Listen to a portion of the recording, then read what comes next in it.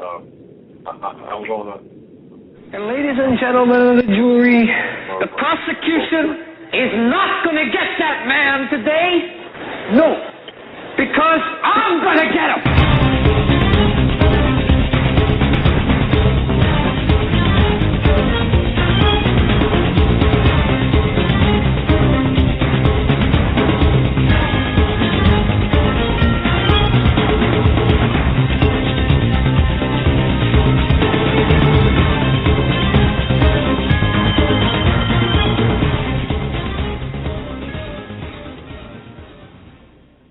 This is the Hagmann and Hagmann Report for today. It is Wednesday, January 9th, 2013. I'm Doug Hagmann, the co-host, along with my son, Joe Hagmann. We are the Hagmann and Hagmann Report. Folks, for the next 3 hours, we're going to deliver to you some unbiased, uncensored news, analysis, and information which you need to know. In fact, some of the information we have for this show, this is going to be one of the most important shows, I think, that we've done in a long time. That's not to disparage anyone or anything or any other shows. It's due to the amount of news that has come out today. And the urgency of the news. We've got a lot of stuff to cover. Folks, our home base is HomelandSecurityUS.com. It's HomelandSecurityUS.com and also CanadaFreePress.com. HomelandSecurityUS.com is where Joe and I operate from on the Internet. And you can also watch us. We're simulcast on the Christians United Broadcasting Network. And just straight up, right out of the gate, we want to thank you very, very, very, very much for your continued belief, your continued trust in us. You know, never has your belief, your trust, your support, whether it's in prayers or today I opened the mail and I got a card from someone, and inside the card, I didn't tell you this show, there were two $1 bills. And this person wrote so eloquently that this is all they could do, and that their prayers were behind us. And, you know, I'll tell you what, it was almost like somebody knocked me backwards when I opened that, because it wasn't the gesture,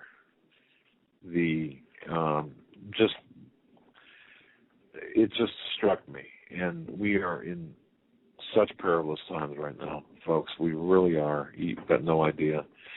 And right before, just as the music was playing, I received a call from one of my good friends, a great source, a great patriot to this country. We'll get into that here in a little bit. But, Joe, welcome. I'm glad to be here tonight. We got a lot of important news we have to get into. And I guess I'll just start by playing the first clip, the most important thing I saw today. Here's Joe Biden. The president is going to act, or executive orders, executive action that can be taken. We haven't decided what that is yet, but we're compiling it all with help of the Attorney General and all the rest of the cabinet members, as well as legislative action we believe is required. So I appreciate you very much being here.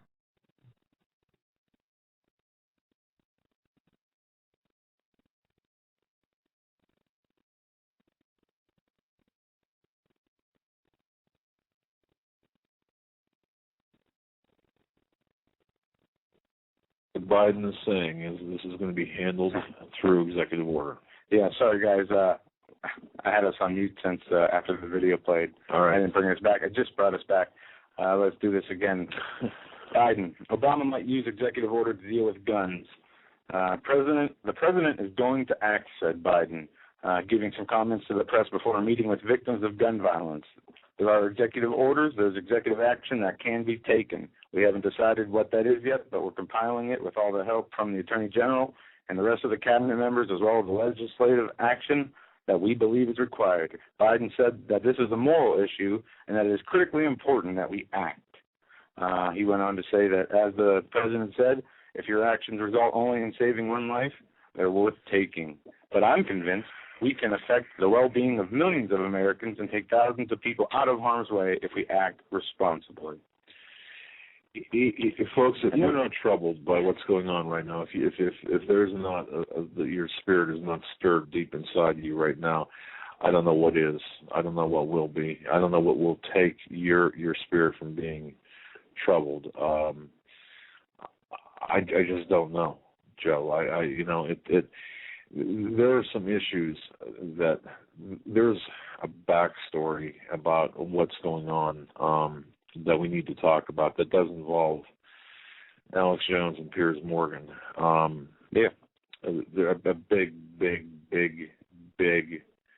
uncovered backstory. I don't even think Alex Jones really covered to the extent that he probably should have, could have, or had the license to. And I think he did this because he did not want to make it about him, although that the left is making this about him. Right before as the music was playing, as I mentioned, the gentleman, a good friend who's a good intelligence source, called and said, "Remember, it's all about the scary guns. It's the evil black rifles. It is about the scary guns. It's about the scary talk about the scary guns." And for as much as people are talking, and I don't want to make this program about Alex Jones, but the more I thought about this, things that have developed since, yes, that no one knows about, the public does not know about, that we're going to get into, but the backstory. But you're right. The more I find out about this, and the more I learn about this, the more troubled I am, and the more I realize that we are all in danger. The people that are talking out as we are, as Jones is, you can see the lines being divided. By the way, there are a number of different things taking place here. And I remember the closing call last night from, I think it was Jason, right? He called and said Alex didn't do any favors he did more to hurt the cause. Mm-hmm. Was that Jason? I don't want to put words in. Yeah, just at the very end, he said he wasn't sure because it came off bad in his opinion, and it made people, gun owners, he thought looked bad. And look, and Jason, I don't want to put words in your mouth, and I certainly don't want to hijack your intent, the intent of what you said. But that's kind of a summation. The last call of the last hour of the last show last night. I understand that. Yeah, we only had like 60 seconds. Right. Now, having said that, okay, if you hear the talk, and Joe and I were talking about this, I was out on assignment. I was taking care of some things this afternoon. Well, actually from this morning through this afternoon. And I was thinking about different things, and this hit me, of course. But the source that called me said, it is about the scary talk. And isn't it funny that Alex Jones can get on, it can go on the Piers Morgan and CNN and say what he said in the manner in which he said, and he got a lot of information out there, and has been criticized and just skewered for the manner in which the message was delivered. Even though he's sticking up for everybody's constitutional right. Right. Now, what, today? Was it today or last night or after the program and then during the day? Because I'm not even sure how the time played. Go ahead. This morning I have the audio queued up from what happened on the show on Piers Morgan from last night.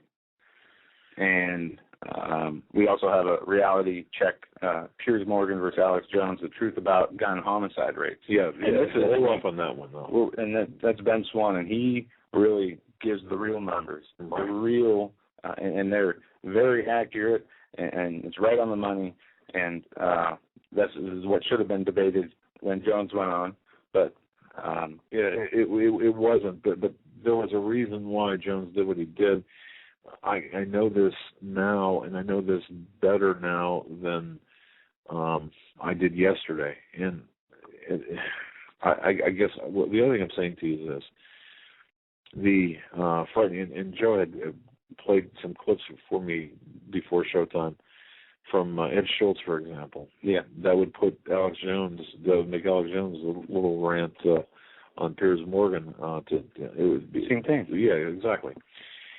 But see, it's all about the scary talk now. It's all about, isn't it interesting now how the entire conversation has turned from the situation with the weapons now to, okay, now it's Alex Jones, and it shouldn't be about Alex Jones. No, remember we had the show, Don't Shoot the Messenger? Exactly, and this is what's taking place.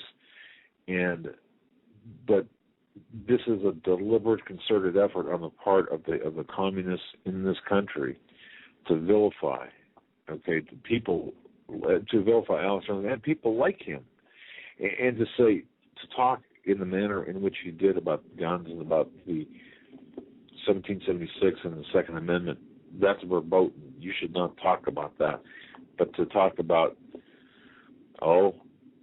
shooting, shooting his children, basically, and shooting him. Yeah. Here, I'll play the clip. Yeah, go ahead. Aaron Dykes here for Infowars.com. This gun control debate is reaching dangerous proportions. Last night, Alex Jones debated Piers Morgan on CNN. Tonight, all they can do is talk about the reaction, and on Piers Morgan's program, they talk about they hope Alex's children don't die. Now, Alex was sitting at home with his family and children. They were freaked out and terrorized by those comments, but the program went on to even more outrageous points. Buzz Bissinger, a sports columnist for the Daily Beast, chimed in and said that he thinks the only reason for a semi-automatic weapon is so that Piers Morgan could go in the ring and, quote, pop Alex Jones with that weapon. And then all the guests go on to laugh about it. I don't care what the justification is, that you're allowed in this country to own a semi-automatic weapon, much less a handgun. But what do you need a semi-automatic weapon for? The only reason I think you need it is, Piers, challenge Alex Jones to a boxing match, show up with a semi-automatic that you got legally, and pop him. I'd love to see that. In uniform. I'll borrow my brother's uniform. Now, without a doubt, this was a veiled threat. But just imagine if Alex Jones or anyone else made these comments, they'd be arrested immediately, and yet here they are saying them with impunity. Remember, there's been threats against NRA board members, you name it, in the past.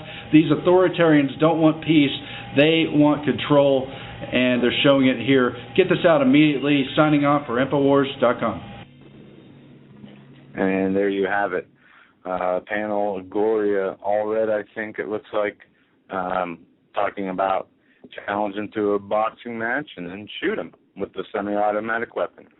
Yeah. And then you hear the panel laugh as if it's funny. And these are the people saying that the guns are the problem. Exactly, and it's rather disconcerting to me to hear this. Now, let me, Alex Jones today, about 9 minutes into the program, to give you an idea of what this is about, at least from the perspective of my source within the Department of Homeland Security, I want you to take a listen to this clip. This is almost going to be like a background. This is not going to be fed through the computer feed. You're going to hear this through my microphone. This will be fun. Well, you know what? I think you should be able to hear it. Now, listen carefully. This is today on the Alex Jones program. And, folks, I want you to listen carefully to this. And then I'll explain something else as well afterwards. But here it is. Ladies and gentlemen, the founder of SPS Russian, the biggest gun show in the world, not just on YouTube, about 100 million viewers on average a month, just on YouTube, biggest gun show in the world, was tied up at his offices, his gun manufacturer, and shot in the back of the head execution style. The biggest gun show in the world, the founder, dead. And it's in the back of the local Georgia papers that it's a state police murder investigation. He was executed assassin mafia style. Tied up in a chair, expertly, shot in the back of the head, execution style. We have also discovered in Military Times that other gun manufacturers and people are dying mysteriously. Now, you remember the head of the Northeast Intelligence Network, who I want to work on getting on tomorrow, Doug Hagmann. Maybe even pop in today if he can do it. He said 2 weeks ago on this show, but I want to go back and find the clip. It's one thing for me to say, oh, he was on the show and said this, and new listeners are like, yeah, I bet. We have to, it's why I got to hire some more crew, because you guys are working really hard, but I need staff to go back and go, okay, that was the, not the last interview, but the interview before last. It was like 2 weeks ago. We've got to go into that interview, and he says, my federal source, he's got a lot of those sources, says there's going to be a purge. He goes, assassinations of pro-gun leaders. And it'll look like you get mugged or crack dealers go after you. And that's why whenever I was being stalked in New York by what looked like police, and normally, again, you're going to CNN, you're walking 10 blocks, so they wanted to have a car deliver us. I said, no, I'll walk. I wanted some exercise. I wanted to wake back up because I've been up since 5 a.m. And, one guy pops out, looks like a cop. On a street, you're walking up 10 blocks, taking turns, goes, hey, Alex+Jones, I'm a big fan. And you think, okay, that guy's a listener. But then it happens with another guy. Then you see other guys with the windbreakers and the obvious cop type. We've been around this 100 times. You know what it looks like. Now, and I've been around Bloomberg a few times where he has like 15 detectives around him. That's his security. That's exactly how they act. The whole confident thing, where they act like gangsters, basically, these type of detectives. All right. Folks, were you able to hear that pretty clearly? That was about the gun show owner. And by the way, that did two birds with one stone, I suppose. I'll be a guest for a couple of segments, half hour, an hour, whatever, tomorrow at 12:30 with Alex+Jones. So, as an FYI. All right. But the story here, there's two things that I want to bring up. I'll bring up the one issue that really is important: the intimidation that now I know what took place before, and even during and after his appearance on Piers Morgan, and also from the time he landed until the time he left. That's something to be aware of. Yeah. And talking about, these killings, one thing that Brzezinski writes in his book about totalitarian and autocracy and dictatorship, he writes this: an inherent trait in a totalitarian dictatorship is always playing on the extremes of emotions between personal and situational conditions. He goes on to say, let us review, in the initial period after the seizure of power, the major energy and machinery of the terror is directed at the obvious enemies, such as the Social Democrats who were in Germany, the Mensheviks or Borghies in Russia, the Democratic parties in Eastern Europe. Only when such enemies are destroyed is the sword of the regime turned against the masses. Only then does the masses' terror gradually develop. Yes.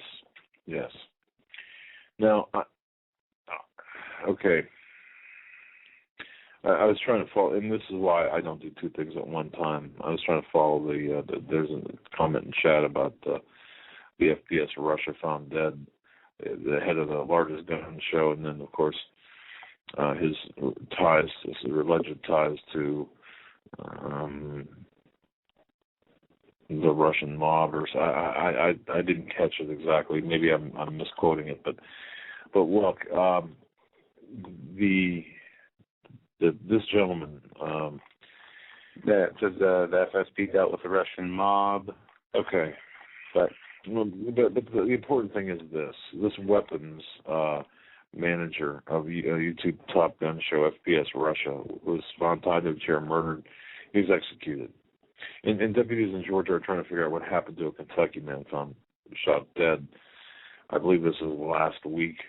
It's interesting. Investigators aren't positive. Now get this, okay? Basically tied duct tape to a chair, I believe it was, or tied to a chair, with a shot with a bullet wound to the head, and they're not sure if it was murder. All right, now look, I know what they did to the Shelby County coroner O.C. Smith in Nashville when he was getting too close to certain things. They wrapped him up in barbed wire, taped the bomb to his chest, and then blamed it on him for wanting sympathy. I understand how these people work, and I'm going to tell you right now, there are people out there who are being targeted, and you've got to understand this.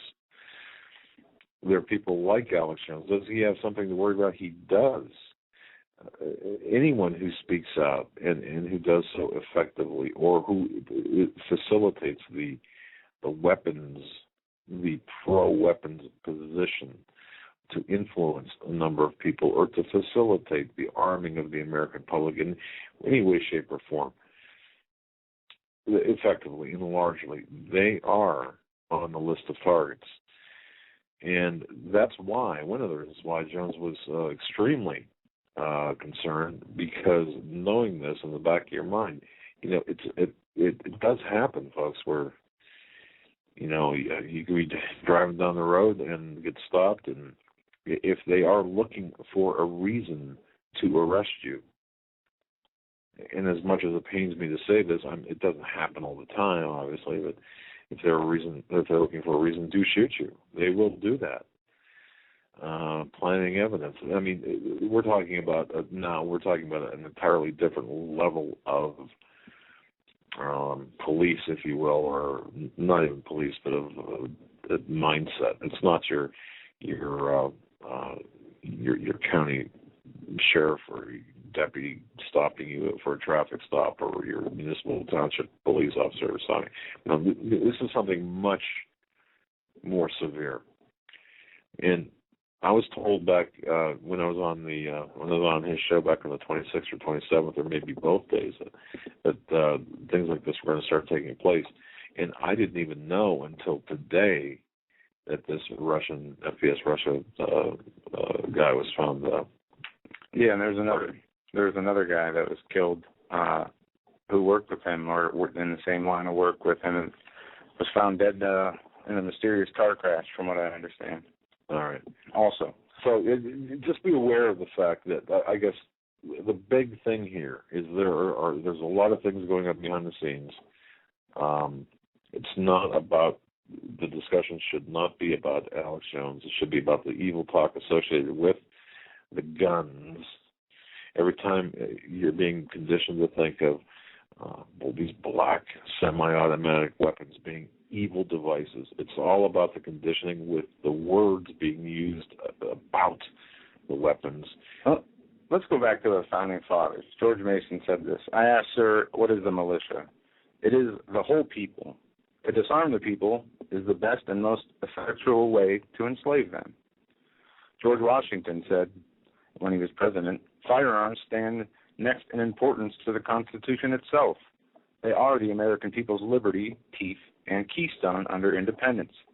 From the hour of the Pilgrims landed to the present day events, occurrences and tendencies prove that to ensure peace, security, and happiness, the rifle and pistol are equally indispensable. The very atmosphere of firearms anywhere restrains evil influence. They deserve a place of honor with all that is good."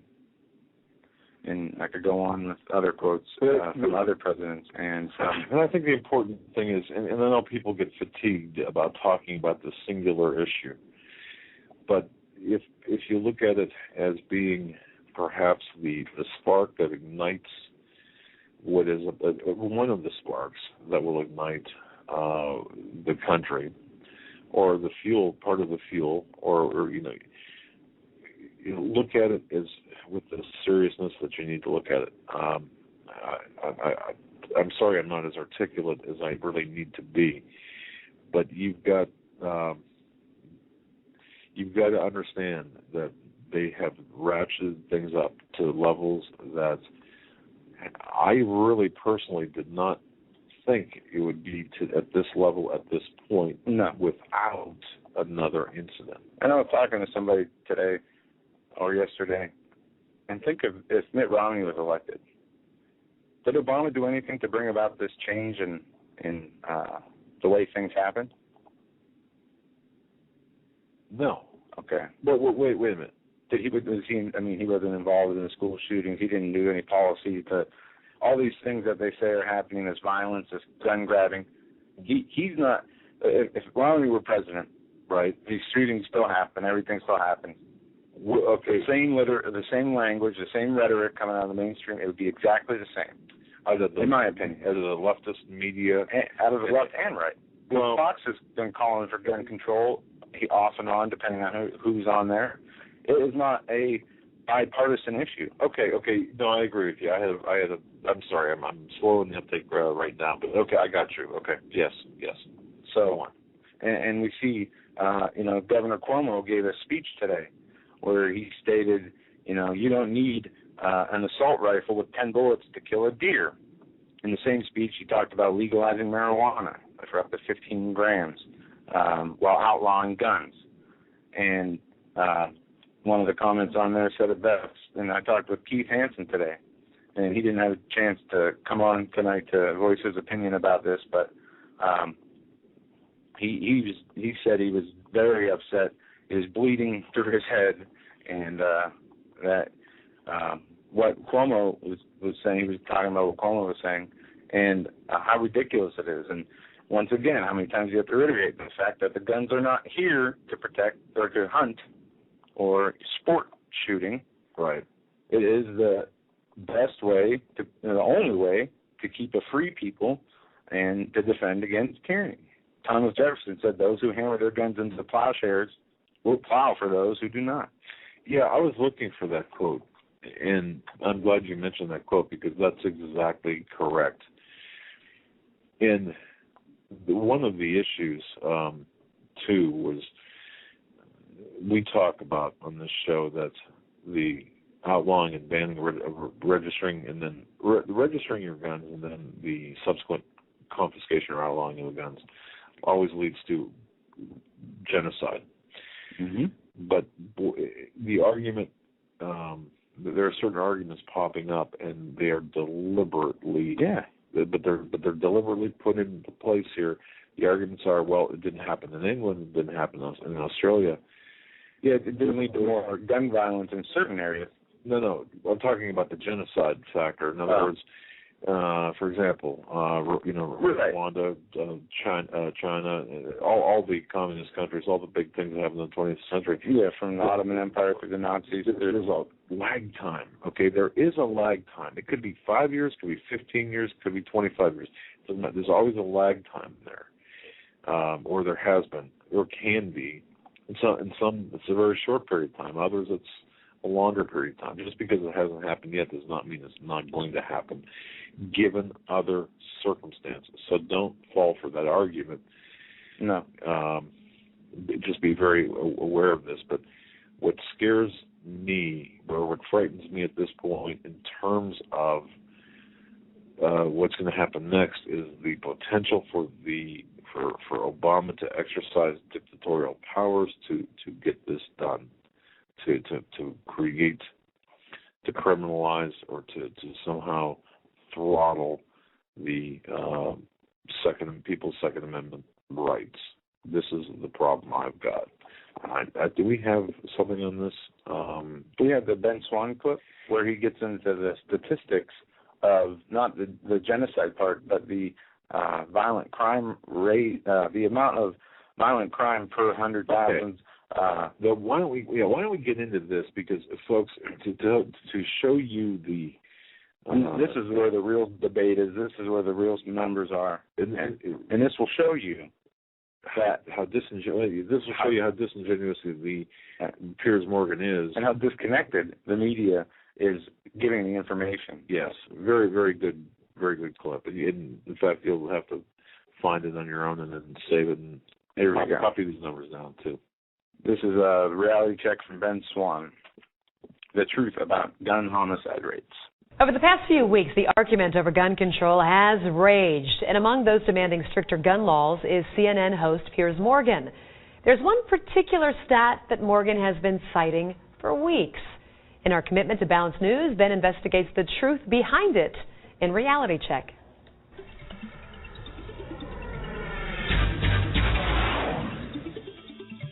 Last night on CNN's Piers Morgan Tonight, Morgan interviewed radio host Alex Jones. And to say it was wild Well, that would be an understatement. Here's just a small clip. Answer this question. How many Why'd you get fired from the Daily Mirror for putting out fake stories? You're a hatchet man of the New World Order. Let's try again. How many gun murders were there? Oh, you're going to ban your fist now? In Britain last year. How many chimpanzees can dance on the head of a pin? I already went over those statistics. Do you know the answer? No, I don't. You said hundreds. It's very low. You said hundreds. Yes. It's actually 35. Well, the point is you can... Against 11,000. As I said, it was wild, and it got even more wild than that. But we wanted to take a look at some of that exchange, because the stat that Piers Morgan was continuing to cite, one that Great Britain, which banned guns about 15 years ago, had only 35 gun-related murders in 2011, compared to the United States, which had 11,000. Let's start there, because that number is not correct. According to FBI crime stats for 2011, there were 12,664 homicides in the U.S. Of those, 8,583 were caused by firearms. But of those, 400 are listed as justifiable homicide by law enforcement, 260 justifiable homicide by private citizens. On the other hand, it is true that percentage-wise, Britain has a lower gun homicide rate. With a population of 62.6 million, Great Britain saw 59 gun-related homicides for 2011. Still not the 35 Piers Morgan keeps citing. But that shouldn't be surprising that the gun homicide rate in a country that bans guns would be lower than in a country where guns are not banned. Where the argument falls apart is when you attempt to claim that fewer guns equals less crime. The U.S. has the highest gun ownership rate in the world, an average of 88 guns per 100 people. That puts it first in the world for gun ownership. Yemen is second with 54.8 guns per 100 people. So that means the U.S. has the highest gun murder rate as well, right? Well, no. Honduras, El Salvador, and Jamaica have higher rates. So do 24 other countries. The U.S., despite being number 1 in gun ownership, is number 28 in gun homicide, with a rate of 2.97 per 100,000 people. Of course, Piers Morgan isn't calling for the U.S. to be more like El Salvador and Honduras. He's calling for us to be more like Great Britain. So what do the numbers look like there? The U.K. has the second highest overall crime rate in the EU. The U.K. has the 5th highest robbery rate, the 4th highest burglary rate. But more importantly, the EU named Britain as the most violent country in the EU. In the UK, there are 2,034 violent crimes per 100,000 people. That puts it way ahead of even South Africa, with a rate of 1,609 per 100,000. In the United States, we're not even in the top 10. The U.S. has a violent crime rate of 466 crimes per 100,000 residents.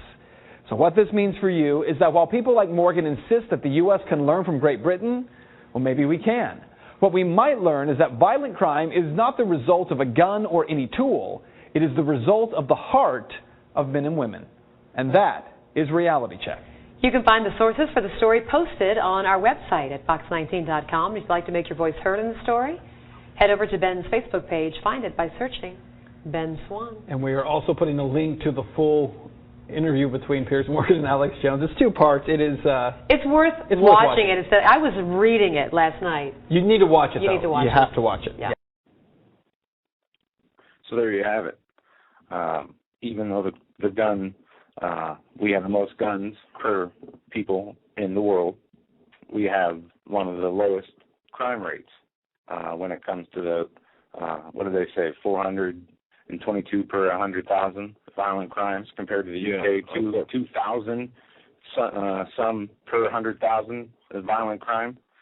And he said it best at the end. It's not the weapon, it's not the gun, it's the person, and it's their heart. But we have today even more. Iowa lawmaker calls for retroactive gun ban confiscation of all semi-automatic weapons. And the key word there is retroactive as well. Yep. Representative Dan Mulbauer said government should start confiscating semi-automatic rifles and other firearms. The Democrat from western Iowa town is a cattleman and farmer. The newspaper reported he owns a .410 shotgun, a .22 rifle, and a .22 pistol. We cannot have big guns out here as far as the big guns out here, semi-automatics and all of them. Mulbauer told the newspaper. We can't have those running around here. Those are not hunting weapons. We should ban these weapons in Iowa, adding, and they should be applied. The ban should be applied retroactively. Well, and that's one. story of many. And this is how I believe it's going to play out, just based on the people who I've talked to.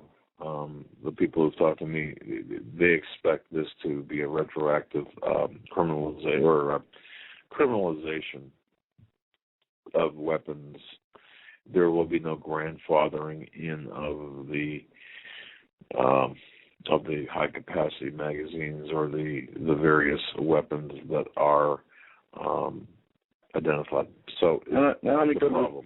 Let's switch gears here. Okay, we're going to Brazil. There was a federal land grab where whole towns were evicted at gunpoint by the UN. Federal Brazilian police and military personnel, somewhere in United Nations uniforms, were forcibly relocating whole communities in Brazil at gunpoint under the guise of returning huge tracts of land to a small group of Indians whose ancestors were allegedly there at some point. Thousands of local residents who have lived in the area for decades or were even born there, however, are fighting back, with critics saying the government's actions smack of Stalinism and may constitute crimes against humanity. Since the latest controversial operation began in November, the state of Mato Grosso, according to the authorities and news reports, citizens opposed being stripped of their property and homes and have been doing everything in their power to stop the assault, setting up roadblocks, batting heavily armed federal forces with stones, sticks, Molotov cocktails, torching government trucks, protesting and refusing to leave. Others cried as their homes were torn down and under armed guard. Reports on the scene, even federal lawmakers suspected bloodshed may be near. Now, they don't have guns to defend themselves. That's right.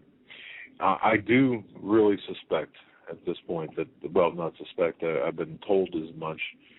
What we're seeing take place right now, on the global level, but specifically, they want America out of the way. When I say they, we're talking about the globalists, we're talking about the people in power, the global power masters, and they're going to do this through a number of different ways, and the gun confiscation plays heavily into it. Private property, that issue, what we're seeing playing out, as Joe just explained. Mm-hmm. This is all part of it. And think about the Federal Reserve printing money to buy mortgage-backed securities. Yes. Think about if they do take the guns away. Imagine the Agenda 21 they want to implement, forcing all the population or what's left of it into 25% of the land in America. How are they going to do that? Well, if there's no guns in the Americans' hands, just like they did in Brazil, and what will we be left with? Whatever we can find to throw around. Not a very pleasant thought, to be sure. Yeah, it's everything. It appears, folks, everything is kind of ramping up. Yeah. You've got Biden now coming out with. We opened the show with his quote that, if necessary, Obama will take the initiative of executive orders. I mean, that's dictatorial powers. I find it interesting, too, when I did hear Alex Jones today, that the entire program, I did listen to the entire program. Unfortunately, I was not in a position to be able to call anybody. I'm not even sure why I mentioned that, other than the fact that Ron Paul was on. And Ron Paul was... He didn't answer. He was kind of cagey when it came to answering questions. I heard that part. He was. He was his wording. He chose his words very carefully, and bear in mind now he's not in office, so he chose his words carefully. And when Alex Jones asked at the last minute if he was right, if he was correct, that whether this would lead the gun confiscation and criminalization and so on would lead to a 1776 situation. Paul said, I don't know if I'd put it in those words. Once again, it's this movement, or this, as my good friend and source had said, it's all about the scary talk now. Everything's being refocused onto this the scary talk, along with the evil, scary guns, scary-looking guns. But the issue is the issue is deeper. This is really a deep psychological operation that's taking place. An extremely sophisticated, well-planned, well-orchestrated, multi-dimensional chess game in semantics and also in deed and in action. Same thing, I guess. It almost seems like they want, and could be wrong, people to act first before they do anything. And they're doing this through these headlines, through their mainstream media outlets, their fourth estate, as they call it, the government-owned media. But we see in the headlines, panic, 1 million AR-15 magazines on back order. Ted Nugent unloads on a talk show. Utah town to encourage arming all households. Gun sales soar in Atlanta. And we see this reaction from their inaction. But I think perhaps one of the more important aspects of this as well, having this done at the federal level is one more instance of consolidation of power. Because, once again, we got to look at Germany. You know, it was not the different states in Germany or areas in Germany. This is a federal consolidation of power that took place. It's the same way that it's going to play out here. It's a federal consolidation of power. And just like the income tax, just like the Federal Reserve, this is one step closer toward this centralization. That's what they're after. It's easier to control. It's easier to control 310 million people when it's one agency or a couple of agencies and a couple of people ahead of those agencies, heading up those agencies.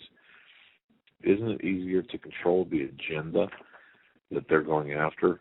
Of course it is. When you've got 50 different states, to 50 different, the separate or the state power, states' rights, it's not so easy to corrupt. Right. It's about centralization of power. That's right. That's why they use education as a tool of indoctrination. That's why they have passed these sweeping laws as NDAA, the freedom of speech zones. They're arresting people who videotape. They are doing things that they have never done before at a pace they've never done before. But when it comes to the weapons, there's a lot of talk about legislation and executive orders, but we've yet to see something from these. Right. Now let me back up toward the beginning of the show, and I apologize for the discontinuity of my presentation, but it's kind of a tough thing to for me to wrap my brain around. When I was on when I did the interview back on the 27th, I believe it was, or was it last month or the month before? I guess it was in November, or even October. I'm not even sure when, or I don't know when it was. I had said that, according to my source, maybe it was December. I had said that the objective here was to marginalize, and I believe I might have even used the word purge, or maybe that word came from Alex. I'm not sure. But the higher the people, there are lines of division being drawn right now in this country, and you can see it. You can see the lines forming, and you have to realize what's taking place. This is not a passive or a unintended consequence of the discussion. This is the actual directing of the discussion. This is the actual directing of the agenda. So, for example, you've got this Glenn Beck versus Alex Jones. You've got this whoever else versus Alex Jones. You have people in the alternative media fighting each other over the way they present their information when their messages are supposed to be the same. Right. This is not what we're seeing right now is not an unintended consequence. This is by design, and that, folks, is what we really need to understand. Maybe I didn't make my point clear earlier. And when I mentioned about people going after others, and of course, what is that FPS Russia gun show? FPS Russia gun show gentleman that was murdered. Where does that fit in? Well, you're going to see people being marginalized both in the media, on social networking, on blogs, but you're also going to see a more nefarious and a more ugly and a very real situation, as I mentioned earlier, about people who will be victims of this type of activity. This is destined to send a message. This is designed to send certain messages for a police agency. Now,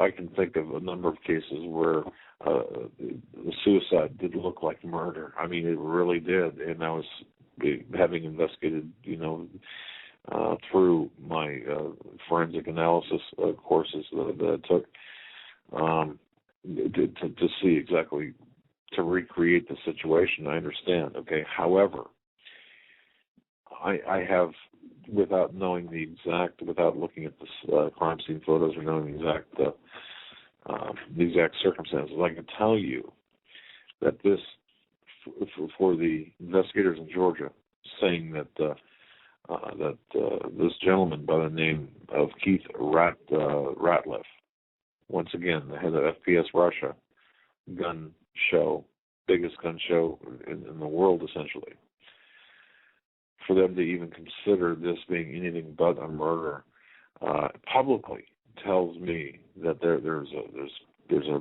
huge issue here. We cannot allow this to pass. And that was one of the things Jones did say today as well. I don't use cocaine. I don't use drugs. I don't visit hookers in the hotel room. So if I'm found dead in a hotel room with a hooker, or if I'm shot because I'm transporting cocaine, and I'm paraphrasing. Just think of the D.C. Madam that he had on. I mean, this is real. And there's more cases than that. The people who shoot themselves in the head 3 times when committing suicide, and Breitbart, and we could go on and on. So I just want to caution everyone, just not even caution, just to let people know that this is indeed real. The concern is genuine, and it should be genuine. The battle lines, the real lines, are being drawn, and the whole conversation is being directed by certain semantics. And it's the evil, it's the evil talk. It's a scary talk. It's a scary gun. It's a scary appearance of guns. It's a scary. Watch how we are being directed, because it's no accident. So I just want to. I hope that was clear, and I hope you could not only read or listen to what I was saying, but read between the lines. All right, I want to hit this story here. Famous church bells to ring for same-sex couples. The Washington National Cathedral had been ready to embrace same-sex marriage for some time, though it took a series of recent events and a new leader for the proponent, a 106-year-old church, to announce Wednesday that it would begin hosting such nuptials. The key development came last July when an Episcopal Church approved a ceremony for same-sex unions as its General Convention in Indianapolis, followed by the legislation of gay marriage in Maryland, which joined the District of Columbia. The National Church made a special allowance for marriage ceremonies in states where gay marriage is legal. Longtime same-sex marriage advocate, Very Reverend Gary Hall, took over the cathedral then in October. Conversations began even before he arrived to clear the way for the ceremonies at the church, so that often serves as a symbolic house of prayer for national celebrations and tragedies. See, and all of these issues do fit together. Mm-hmm. In this Republic of the United States of America, you've got people that you've got this attack on the morality, on the integrity, on the moral fabric of this country. You've got the attack on the religion. You've got and what this is too, by attacking the Second Amendment, we are going to sorely lose the First Amendment, and it will become a hate crime. We will not be able to criticize or to take issue with homosexual unions as being abnormal. They will if they can criminalize the possession of weapons for defensive purposes or weapons period, don't you think that they are going to ultimately criminalize what Joe's talking about, the immorality behind the same-sex marriages, the homosexual marriages? Yeah, the churches that refuse to go along with this this absolute sin that is, this forbiddenness. The churches, they'll be run over. The ones that refuse to perform gay marriages. And you know something, Joe, and I want to thank you so much for really pulling the weight today on certain things. But see, what people don't get is what's the ultimate, what's the big. And this is once again the good friend of the show. It says often, this is for all the marbles, and you hear that, and you hear that often enough, and it loses certain meaning. This is for everything. This is for all the marbles. But I don't want you listeners to you've got to know that this is for all the marbles. What's taking place today? It is a multi-pronged attack to take America out. And it's not the transformation of America. It's the complete destruction of America, with taking America out. And that is so important because, see, the three major religions, Christianity, Judaism, and Islam, are going to be combined ultimately into one religion. And I know it's so difficult for people to really understand this. Ultimately, a state religion, where you're not going to be able to, just like it says in the Bible, the ultimate objective, ultimately, you're not going to be able to practice. But see, the Muslims would go right along with this agenda because it fits with the communist approach, as we saw in World War II, how they worked together, the Muslims and the Nazis, for example.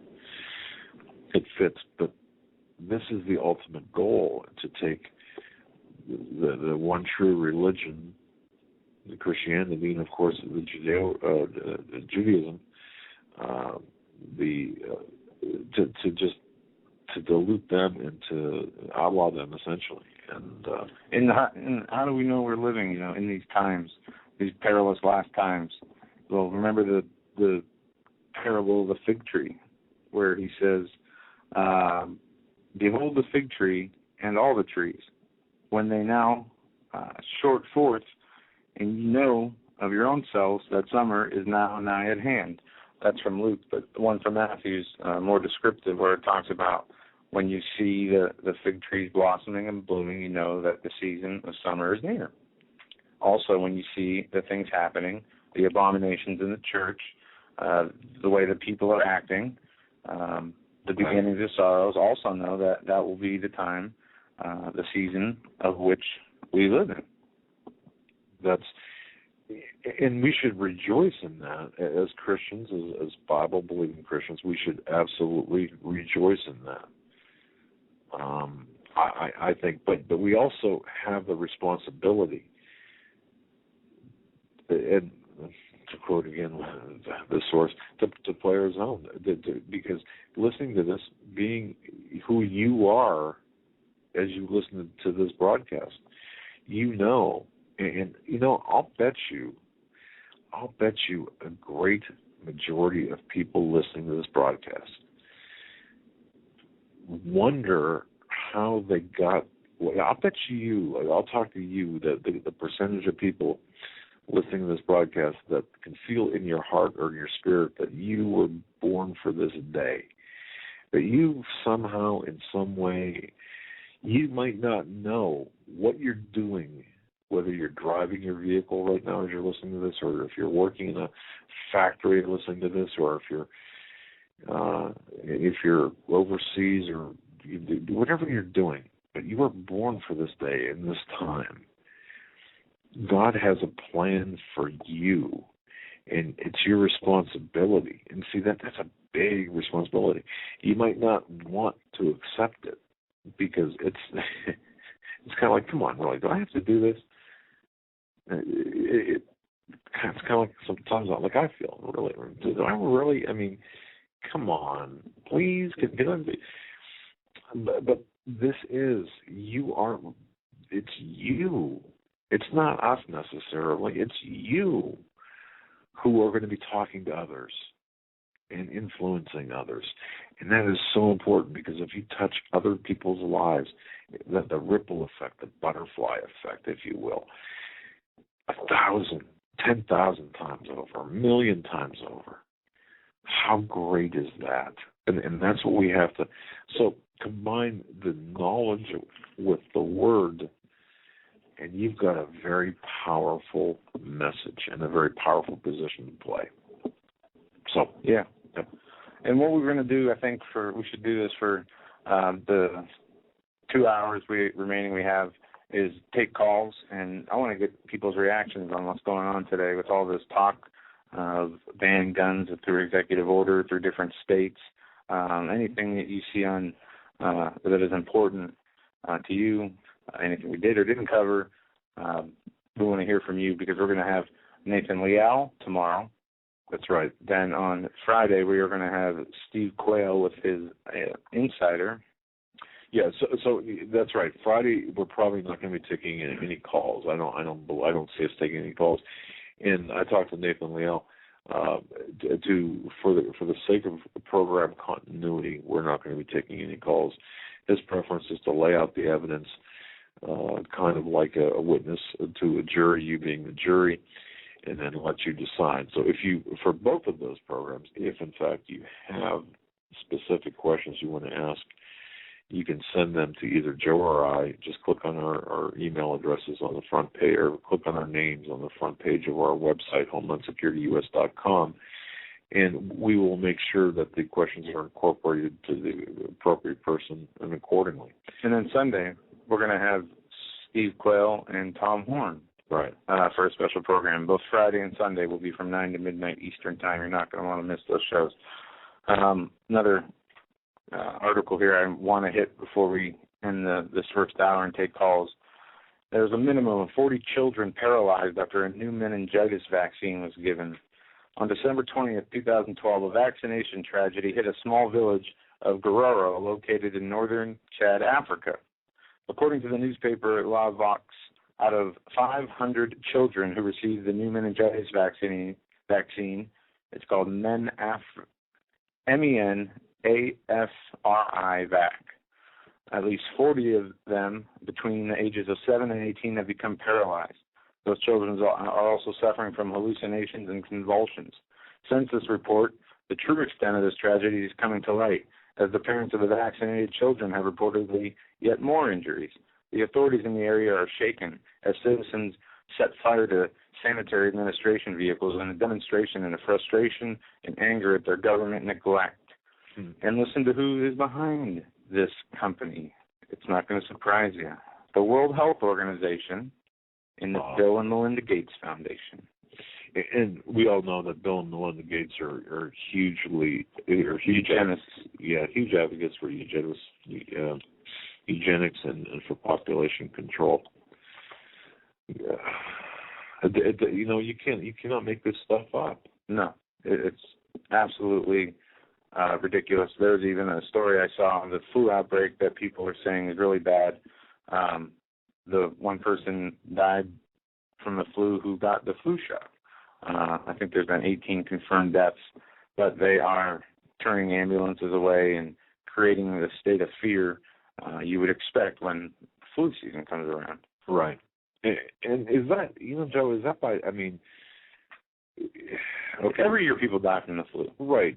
This is not an outbreak of some disease, okay? Right. It's not out of control. If there was some strand of flu that they couldn't treat and was spreading, I would say that would be a cause for major concern. Right. That's not what we're seeing. But the flu, they're saying hospital goers are warned to wear masks to avoid the flu. Tents are being set up, ambulances turned away, and they are turning this into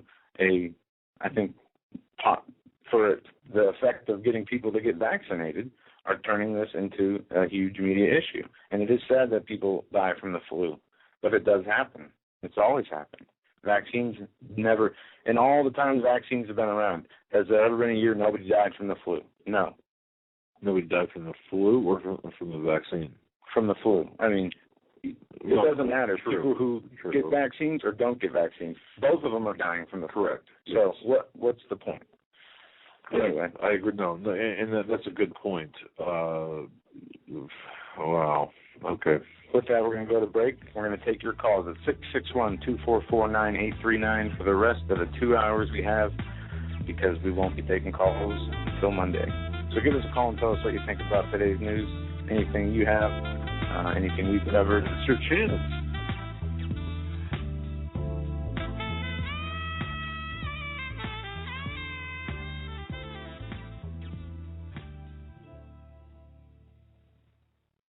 Hi folks, Doug Hagmann here. You might know me as the co-host from the Hagmann and Hagmann Report, or as a frequent guest on Coast to Coast AM with George Norrie. If you're like me, you're tired and confused over today's headlines. You just don't know where to turn for accurate, concise information about really what's going on, what's truly going on in today's society. If you don't know where to turn for accurate, well-researched, and properly vetted news, I've got a suggestion. In fact, it's a requirement. Bookmark Canada Free Press. That's CanadaFreePress.com on the internet. It's just not for Canada. It's for news across the world. Judy McLeod, founding editor, has put together a vast array of talented writers like Kelly O'Connell, Daniel Greenfield, Dr. Eileen Johnson-Powell, a lot of guest columnists, very talented writers. Folks, that's Canada Free Press at CanadaFreePress.com. Now mobile friendly. Follow on Facebook, because without America, there is no free world. Survival of the fittest. In any and all situations, survival is your number one priority. That requires being tough and thinking smart. And the folks at Freeze Dry Guy are going to help you do just that. They have the long-range patrol ration entrees, what they call the Brick Pack. When you're in survival mode, it is absolutely the best item for your survival pack or bug-out bag. You can go farther, faster, and carry more food with the LRP cold weather ration entrees. Not only do these long-lasting, durable entrees help sustain you or your family through the harshest environment or situation, they are by far the most delicious of their kind. No contest. With a variety of tasty entrees, you can't beat the LRP Brick Packs. Let Freeze Dry Guy help you in your survival situations. Go to freezedryguy.com. That's freezedryguy.com, or call 866-404-3663. That's 866-404-FOOD. You better wake up fast and listen to this, America. The Obama campaign has launched attack squads disguised as truth teams dedicated to intimidating and silencing all political dissent carried over the internet that criticizes the Marxist Obama. Truth squads specifically focused on covering up Obama's endless trail of lies, corruption, and subversion, and using the Gestapo power of our own government to police and censor the internet and shut down websites that dare to carry the real truth about Obama's Marxist coup. Remember the names of these Gestapo-style agencies at work right there in your neighborhood: KeepingHisWord.com, KeepingGOPHonest.com, and AttackWatch.com. KGB, SS, and Gestapo-style police-state gangster organizations at work to silence the important voices of patriot dissent, some of which have already been shut down by Obama's orders. Adolf Hitler would have been proud. We're the 21st century Tea Party patriots.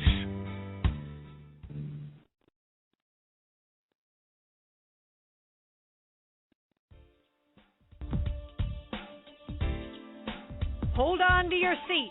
The Hagmann and Hagmann flight is now taking off.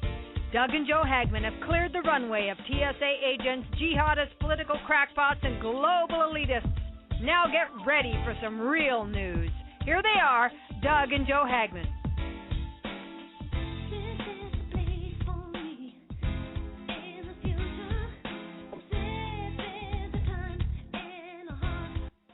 Hey, welcome back, folks. You're listening to the Hagmann and Hagmann Report. This is a live broadcast. It is January 9th, 2013. It's a Wednesday. Just to let you know, on Thursday, tomorrow, Nathan Leal talking about the inauguration of Barack Hussein Obama and the significance of that in the larger sense from a different perspective, shall we say, from a globalist perspective, from a very interesting. It's a program tomorrow you're not going to want to miss, and then Friday 9 to midnight, new time, different time. We're going to be delayed by an hour, so it's going to be from 9 to midnight. Steve Quayle and his Financial Insider, which is rescheduled from last Sunday. We do pray and hope that we're able to get that broadcast off and without a hitch. And then Sunday, Tom Horn. And I just want to mention, yesterday I had the pleasure of being on with Rick Wiles on his program. It was a good interview. You can find that at truenews.com. That's TRUNEWS, True News without the E.com. And then tomorrow at 12:30 Eastern, I'm 99% sure. I mean, the only thing I haven't received is exactly the mode of whether it's going to be video, Skype, or a video interview or not. But I'll be on with Alex Jones tomorrow at 12:30 Eastern Time. And I just wanted to mention that. And then, of course, the rest of the show tonight, because of our full plate here, we'll be taking your calls, and if you can be particularly on point, we'd really appreciate it. On point with whatever your concern might be. We'll entertain all of your concerns, all of your ideas, your thoughts, but if you can consolidate them so we can get as many callers in as possible. So with that, Joe, what's your take? What's up? Well, we got some callers on hold, and if you want to join the conversation, 661-244-9239 is the number. You can get online, and we'll bring you on here. We're going to go in order from how long people have been on hold, and I think we got Long Island, Dave. Yeah. We don't screen calls, by the way. So, hey, you're live on the Hagmann and Hagmann Report. Hello, guys. How you doing?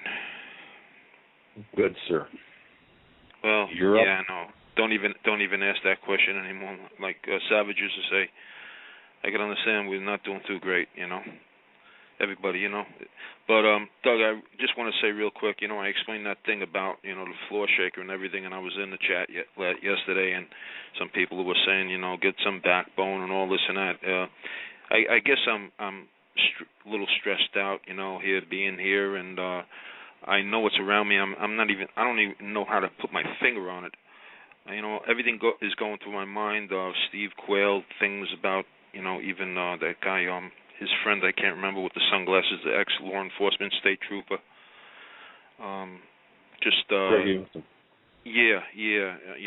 Saying, I had a lot of stuff involved. I did the wrong thing. I had a weapon or two taken away. I got them back, snuck around it, and got it back. I'm sure the ADA wasn't too happy on that. And I got a sheriff living 2 doors away. I'm a marked man almost, and I guess that's, I don't mind me being taken out, with a red dot on me, but, please, it's being stretched out too long. That's the way I feel. You know what I mean? So I didn't want to make anybody feel that I'm not with the Lord, because I know the Lord helped me in taking out this floor shaker that was antagonizing me for like 3 or 4 months. But you also mentioned things about, about some people trying to do things to that guy that was doing stuff to the wife. I had some papers. I was actually living in an apartment house on the island here. I never said this to anybody, not on a radio show, but I was in a place. Well, I found out that the people downstairs were Pakistani. Then I found out from a black guy, Rob, a real nice guy. He says, yeah, they're Pakistani. Well, as soon as they heard me with the St. Patrick's Day parade, they started stomping. Believe it or not, this happened. And every time. Oh yeah, I believe that. I've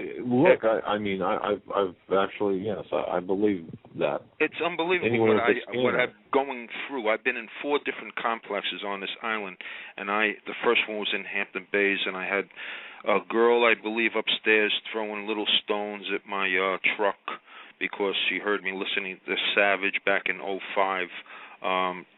My pro-life stance and stuff like that. Then I go to another place. I had a maintenance guy, smash my door, I believe. I can't prove it. I believe, I actually believe that he actually came in. I didn't have any security devices at that time, but I do now. Came in and actually did just bent a little piece of my front iron sight. I straightened it back with something. I got it back, but I knew that this thing was hit right there, and I saw the mark, and I says that wasn't like that when I bought it. So I had a lot of stuff done to me. I can't even think now, but what I'm trying to get at, I had papers. I had Muslim girls where the husband threw battery acid in their faces, and I think I got it from Atlas Shrugs or Jihad Watch. And I printed it out in color, and it was all these little pictures, but very defined, of the girls where the Islamic threw things in their face. Well, after this stuff was going on in there, I was bold. I started playing all Christian hymns. I started saying there's only one God but Jesus Christ. I started saying Allah is not a God. There was actually 5 Pakistani families in there. I got robbed. When I found that out, they work in 7-Eleven across the street, and they all live in. Yeah, Dave. Joe and I witnessed this very activity in Buffalo, New York, where there was an Islamic concern took over Islamic concern took over actually a Catholic church with their approval in the houses nearby, and some of the holdouts within the neighborhood. Honest to goodness, we actually heard the dueling, and people might think that this is absolutely crazy and made up, but the dueling Christian music versus Muslim, I don't want to say the call to prayer, but the Muslim music, if you will. You cannot make this up, but it does happen. So yes, it does happen. Yeah, so I left that place. I smashed a dumbbell on their floor because they were shaking my bedroom. Yeah, it's unbelievable. I know, really, I sincerely, Doug, somebody was in the attic. The attic thing was open. I called the police once or twice on that one. The superintendent said the attic door stays open. That means I went up there, and you can go from apartment to apartment up on the top. I said, why do you leave it open? He says, for the fire department or something like that. We can't close it. It's unbelievable. So I just smashed it down on the way. I just figured it was a young kid from 7-Eleven harassing me again, and I just smashed it on the floor, and the super came over and he said that you knocked the ceiling down from them underneath and it was hanging on the thing. So then I got an eviction notice, and I was grateful for it. I left, and I was going up to put my stuff in storage. I was going to look for another place, and that's when I think I mentioned to you some time ago, I saw the Crown Vic. As soon as I went to the storage place, I saw the Crown Vic. I said, these guys are cops. I go over to them. I park my vehicle. I go over to them. You guys on the job? Yeah. So I said, so I had a lot of interaction, and it's almost like I'm a marked man. And as far as living here, those people might have been out, the woman and whoever, the 2 young people or whatever, but the people around here all know that I'm a gun enthusiast. They know I go to the range. I got the sheriff 2 doors away. This guy is jacked like unbelievable. It's a 55 and older community. He's not too really nice. He was on my tail one time. It was almost like I felt like he was trying to intimidate me when he first came in this place. He came in at 2 weeks after I was here. it was very ironical on that. So having a lot of interaction, not so much now, but there was a lot of interaction with law enforcement and stuff like that. So I guess I'm just a little stressed out with all this that's going on right now. So I don't want anybody to think you're gonna have to look, Dave. You're gonna have to really settle down, because people are like rubber bands. You can only stretch them so far. Right? You're gonna have to pray a little bit and back off. Don't be so aggressive. Well, I'm not aggressive anymore, Doug. I'm not aggressive anymore. But I've I'm not. Nothing's happening to me now. The floor shaking has stopped. Everything is cool. But I know that the people still don't like my stance. Like I had one girl.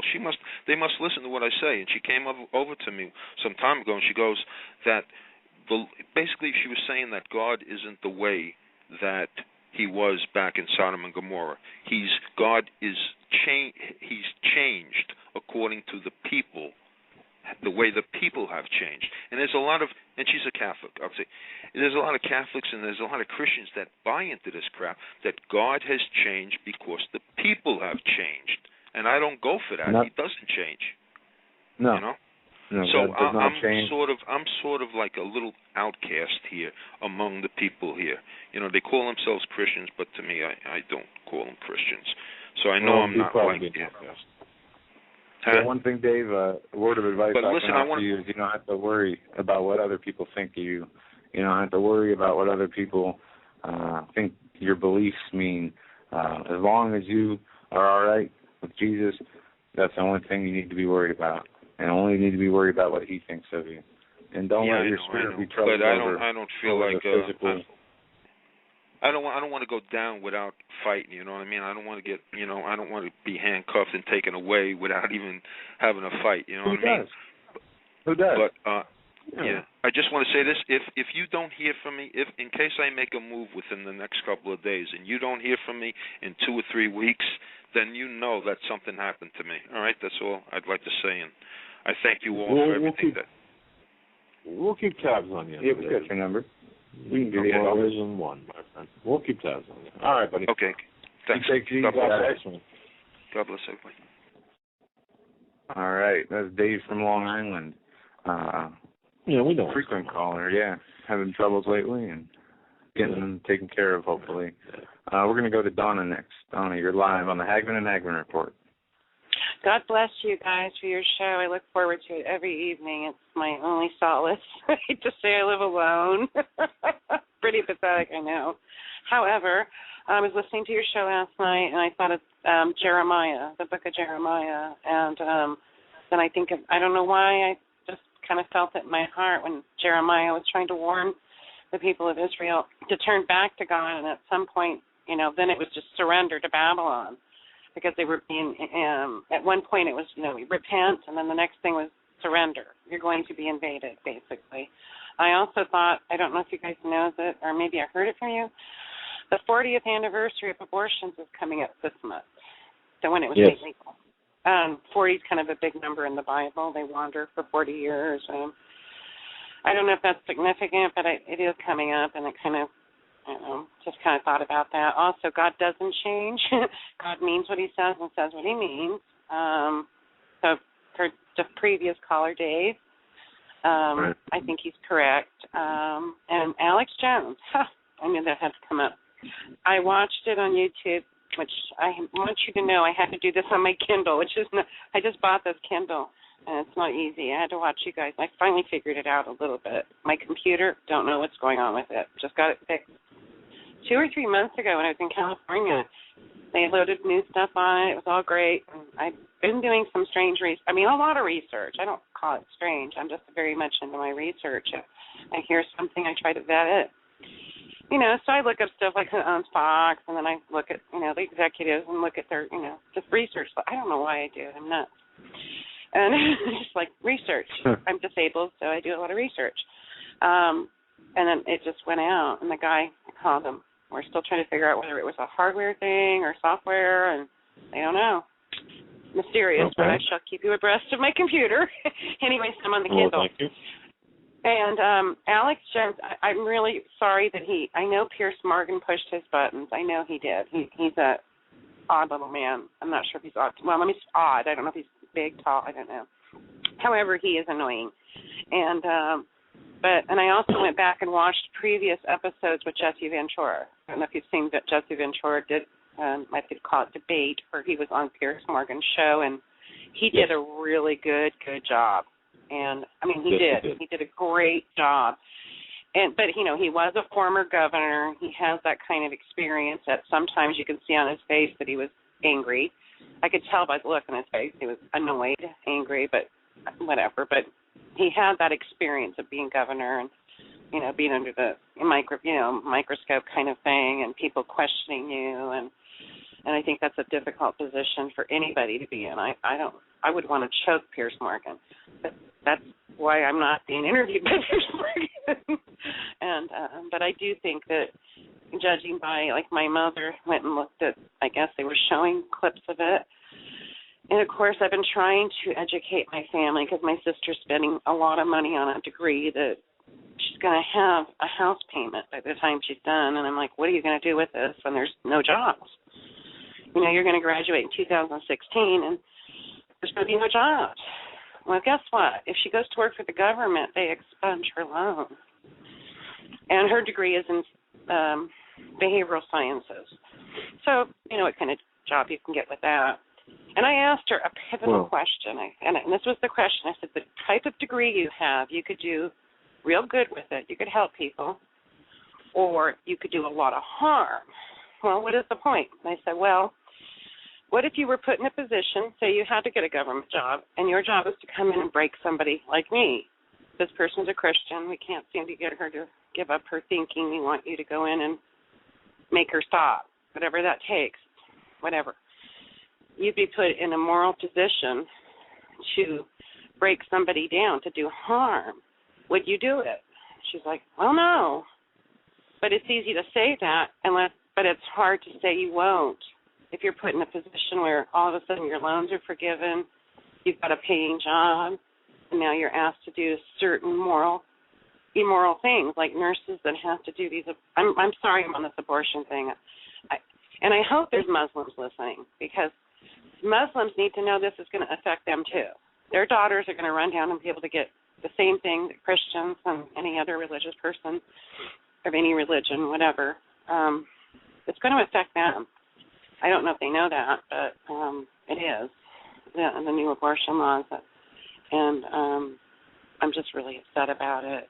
I can't believe, I feel very guilty because at one time I was liberal and I voted for the right to choose. But now that I'm a Christian, I feel incredibly guilty about the fact that I voted that way.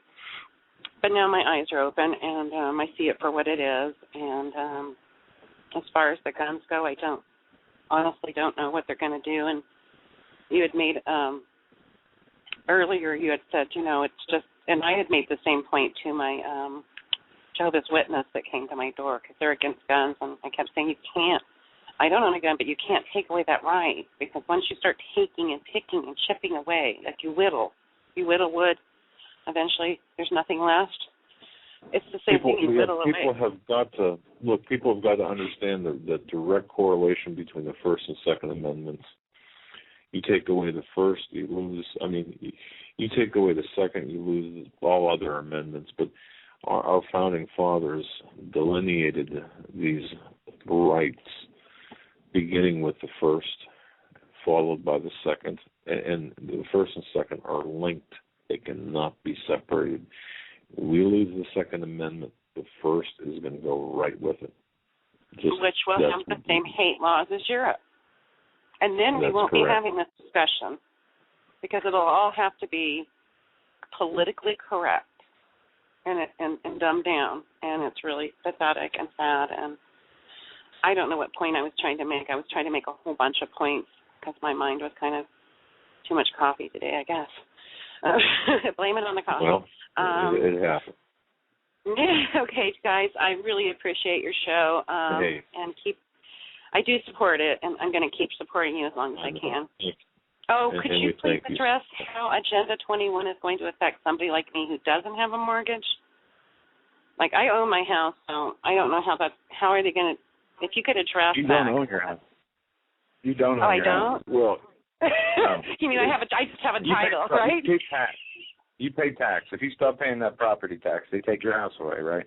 Oh, I see. Okay, thank you. Thank you, Joe. I just wondered, wait a minute, I don't have the house payment thing, but I do have to pay the taxes. Forget it. I pay lots and lots of taxes. So, okay. I get it. but nonetheless, you're still. I mean, look, I've got my, I got a home and mortgages.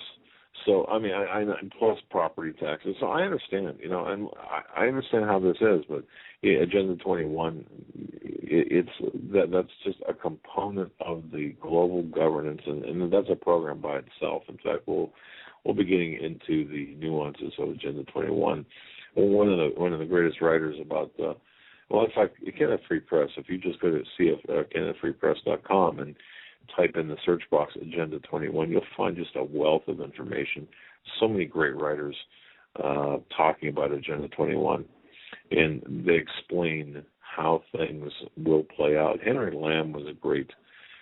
He's since passed away, but he was a great writer about the Agenda 21 and other globalist issues. But that's just so keep that in the back of your mind as you do research, Donna. Go to CanadaFreePress.com and type in Agenda 21. I will. Thank right, you, Doug. And you guys, I'll keep listening. Thank you. All right. Thanks. Bye. All right. Hey, and Joan, I want to tell you something. And folks, listen to this and think about this. Think carefully about the ramifications behind this. And, this has more meaning than just numbers and years and timeline. But think about this. Since Columbine, when did Columbine take place? That took place in 1999. It seems like, wow, that was a long time ago. I mean, 13 years ago. In the past 13 years, we've had 31 mass shootings. 31 in 13 years. It's kind of an interesting configuration of numbers, but I'll leave that alone. In 1999, there were 3. No, just think about this for a moment. In 1999, there were 3 mass shootings. In 2000, there weren't any. In 2001, of course, there weren't any, except for the major 9/11 attacks. Of course, that was not a mass shooting. That was just a horrific event. In 2002, there was 1. 2003, there was 1. 2004, there was 1. 2005, there was 1. 2006, there was 1. Now, 2007, 4. 2008, an election year, 4. 2009, 6. And then 2010 and 2011, 1 each. 2012, an election year, 16. 16 mass shootings in 2012. Well, out of those 16, how many can be proven to be real? Well, that's, and we have spoken before about the... And I'm not doubting, I don't want to... When we say real, I mean, real people died, and right. But I'm not trying to be insensitive, but we know that they have ways of making drills. We see the odd behaviors and the different shootings recently. The most 2 recent ones, the Colorado and Sandy Hook. Absolute. I mean, there is just a laundry list of Sandy Hook. And an interesting thing I learned is the Church of Satan is headquartered out of San Francisco with a secondary place out of Newton, Connecticut. It's only a town of 2,000 people. We have to keep... Newtown, sorry. Newtown. We have to make sure we pronounce that right. No, maybe... Newtown, because it has new connotations to the name Newtown. And by the way, the woman who wrote The Hunger Games... Yeah. lives in Newtown. Yep. And so does the gentleman who created the board game Scrabble, lives in Newtown. And I think, well, so what? So do the other people. Well, It's just think about the Hunger Games, and in terms of Scrabble, words mean things. Words have meanings. It's just an interesting eclectic form of population there. Just try to think outside the box. When I mentioned the 31 mass shootings in 13 years, you just think about that, and also think about 16 of those mass shootings taking place in 2012. It's incredible. And then add on to the fact of that they have a Department of Homeland Security funds a thing called the crisisactors.org, where they stage these events without the knowledge of the people in malls and schools. I read an article yesterday where they spooked students and teachers doing the mass shooting drill inside of the school. Did the same thing in a mall. They were doing crisis acting on the day of the shooting in different parts of the country. Yeah. But the one thing that bothers me, where's any evidence? Where's a shell casing? Where's anything other than the picture of a gun in all the cars around the school? Where is the other brother and the father of the perpetrator and who killed the mother? Where are those two at? Where are, in different videos, you see the families laughing, and the scene looks staged from beginning to end. And I wasn't there. I didn't see it for myself. I only know what I see that is shown to us. But they don't even show the video of the kid they said that did it, who showed up the day before and started an altercation. You have conflicting reports that the mom was found dead in the school, and she was a teacher, and no, she was found dead in her home, and she had no affiliation with the school. I mean, the list goes on. And does so with the Aurora shooting, does so with the Gifford shooting, with the judge, and different weird things happening there. I don't know what's going on. Obviously, something's wrong. How many times have we seen the planes fly into the Twin Towers? It's obviously not a matter of showing the public or not wanting to show the public the gore, as they said in the Osama bin Laden case. Well, we can't release pictures when they conveniently buried him at sea before announcing to the world that they caught him after he has been hiding in a cave with cancer for the last 12 years. I mean, the whole theater, the staging in theater, is part of this. Well, you mentioned it's interesting, staging in theater. Did you know that the Aurora shooter, and think about this, we're going into the weeds here a little bit, but that's okay.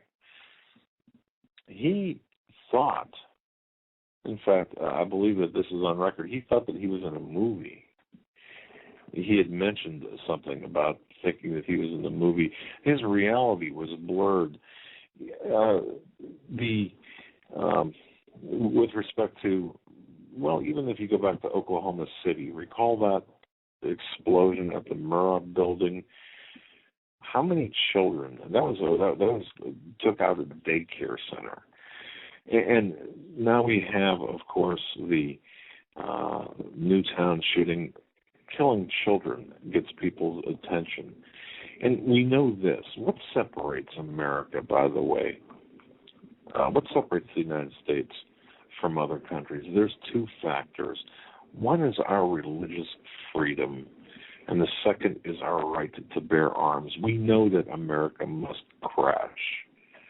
We know, if you want to go back and if you want to entertain the thoughts of the globalists, the people who want to transform this world into a one-world government, whether it's George Bush or George Soros, it doesn't matter. You're looking at the fact that America must crash. America must crash and then be reborn. And think of the myth of the phoenix, the rebirth of the phoenix. And that is exactly what's taking place. America, through the economic, the dollar, the attack on the dollar, America must crash and then be reborn. We're coming apart at the seams. But I found it rather interesting. You know, isn't it interesting, too, that you had, with this latest shooting, Queen Elizabeth II commenting on the shooting? They're above that. Royalty is above making any comments of a political nature. So you automatically know you automatically know that there's something different about this. Even all of the other aspects aside, you know that there are different things about this. The other thing, too, the nihilists. We're just seeing an unleashing of nihilists here in this country. There's a war on people, a war taking place. These shooters we are the victims in this, and we're going to be further victimized by the removal or by the banning, by the confiscation, by the criminalization, whatever you want to call it, or whatever does happen, of our weapons of defense. That's what I just wanted to say. All right, let's go back to the calls. So we've got lots of people on hold. We're going to go to area code 812. You're live on the Hagmann and Hagmann Report. Hey, Doug and Joe, I just first want to say thanks for all the work that you all do. I know you're putting your necks on the line to bring this information forward, but I really respect the humility that you bring. It just really shines through. Your honesty, I just want to thank you for that. You take such extremely complex subjects, you do your research, and you lay it out in a structured manner that, even someone simple-minded like me can understand. And it's a hard thing for folks to wake up. As you first start to go down the rabbit hole, you're just in disbelief that anything like this can be happening. So the way that you're presenting this material, I just want to say thank you for doing that, because you're doing such a wonderful service and opening a lot of eyes. The reason that I called was on the Alex+Jones thing. It's been on my mind for a while, even before this thing that happened with Piers Morgan. I've been a listener of Alex+Jones for a long time, and he's led me to folks like Gerald Celente and Webster Tarpley, lots of places where I've been able to gather additional information to help me understand what's truly going on in the world around us. But one of the things that really bothered me back in the fall, and I started to kind of question a little bit, I don't know so much motives or whatnot, but when Steve Quayle was on the program, and Steve was talking about the Russian troops in the country, once Steve was off the program, Alex was really quick to poo-poo that whole idea that he just didn't see how, Russian troops, would be used in that manner. But since then, that's kind of part of his theme now, that when law enforcement won't do the work that the globalists, ask them to do, that it'll be the foreign troops that come in and do the dirty work. And a similar thing happened, Doug, when you were on, I think, the very first time, and when you were releasing the information from your insider back in the fall initially about, how they're driving us towards this whole civil war. It was another situation when you finished on the program with him, he was, almost talked down to the fact that, well, I don't need an insider because, I know this information because I've read their documents. And knowing the work that you do and listening to Steve for so many years, it moved in my spirit for me just to kind of be on the watch, I guess, for some of the things that he does. So that brings me to the whole Piers Morgan thing. I know the work that you all do, putting yourselves out there, I know that, you're in the crosshairs. Alex knows that. Alex talks about it a lot on the air.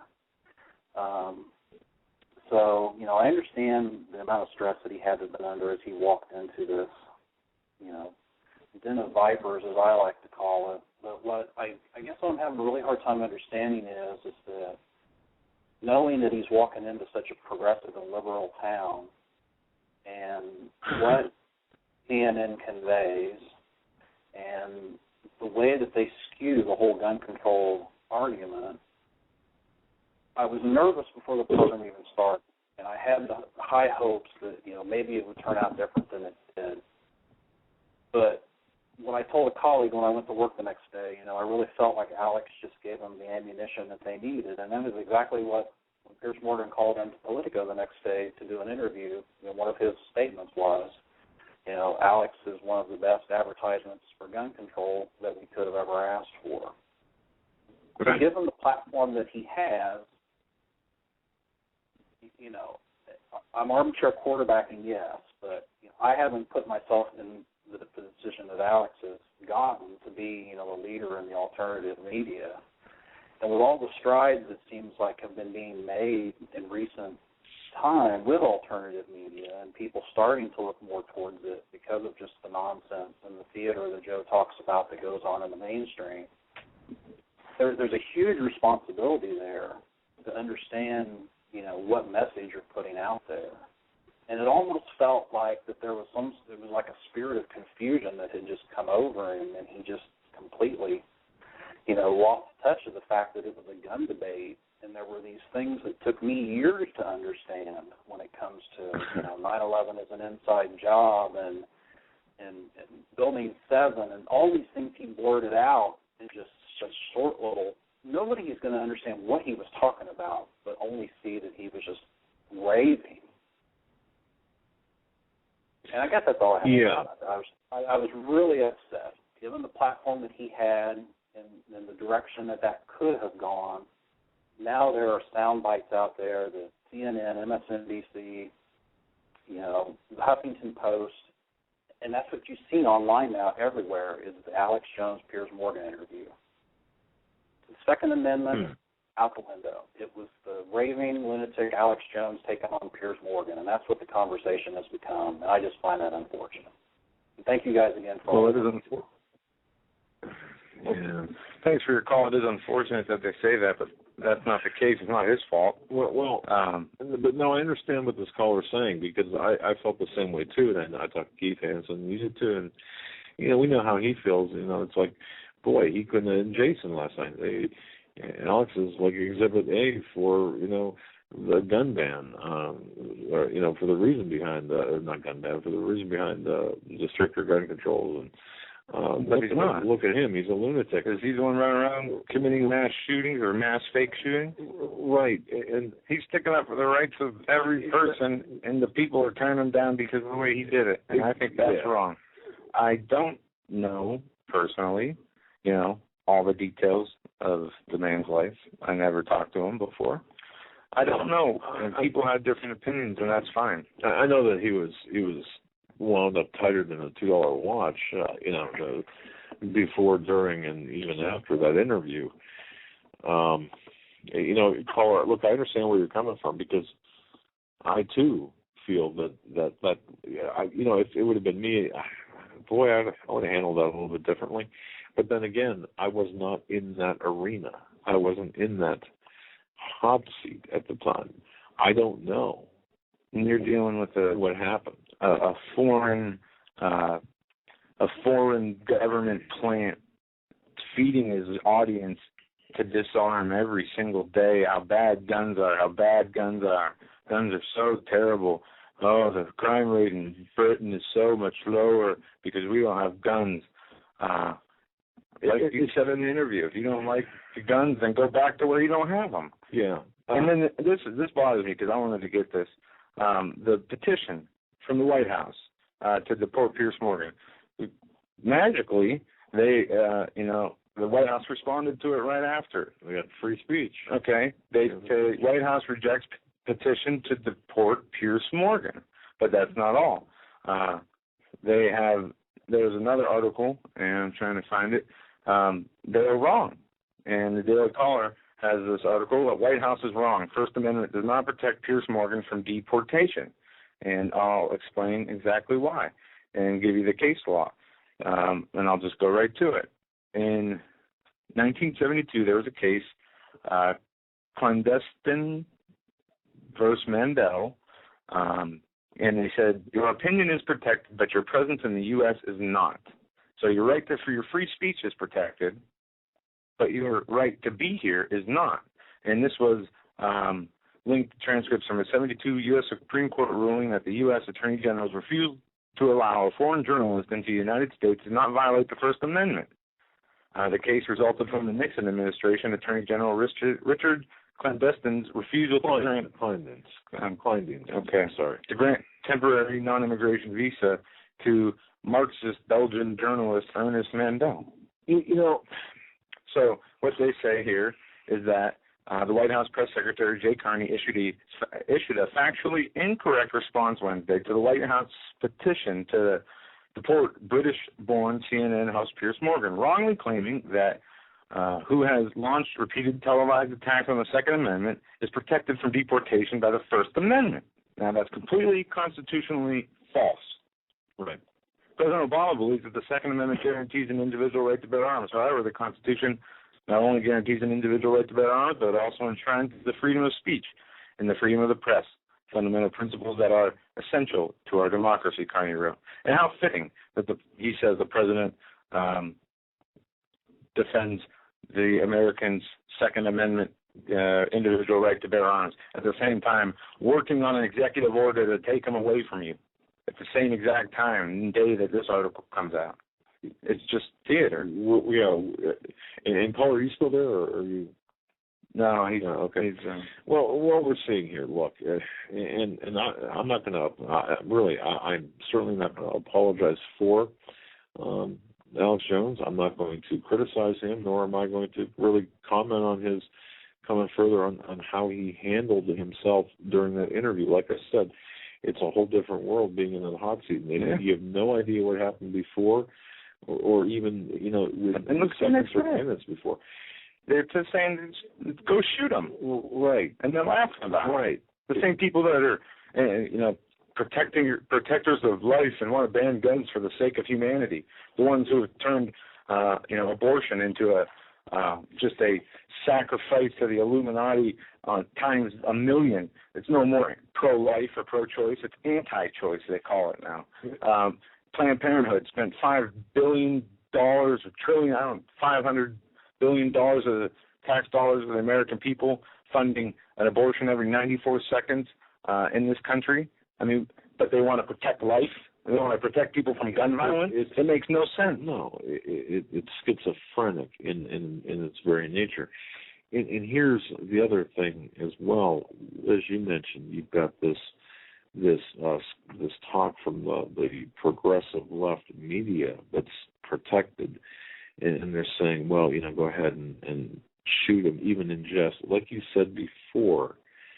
And I could tell you, when you have young children, it's my understanding Alex's young children, and of course saying, well, I hope he never gets a call, where one of his children has been shot. And to have that child hear that or bear witness to that on television, that's extremely traumatic. Yet it's okay for them to say that in their eyes, but it's not okay for Jones to get up there and say, you try to take her guns away, it's going to be 1776 all over again, or I'm paraphrasing, of course, but see, and isn't it funny people talk about being angry? People are angry that we are in this position, that this government and this progressive mindset has pushed us into this adversarial relationship.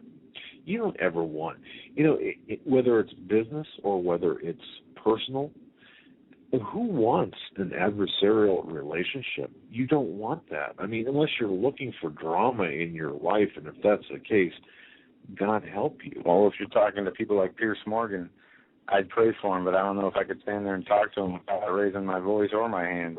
But see, the very people, and this is what I find somewhat hypocritical, and I'm not, and just think about this, because I find it hypocritical that we are in such, right now, this is the moment, the game-changing moment, the hinge moment, when every American should be angry.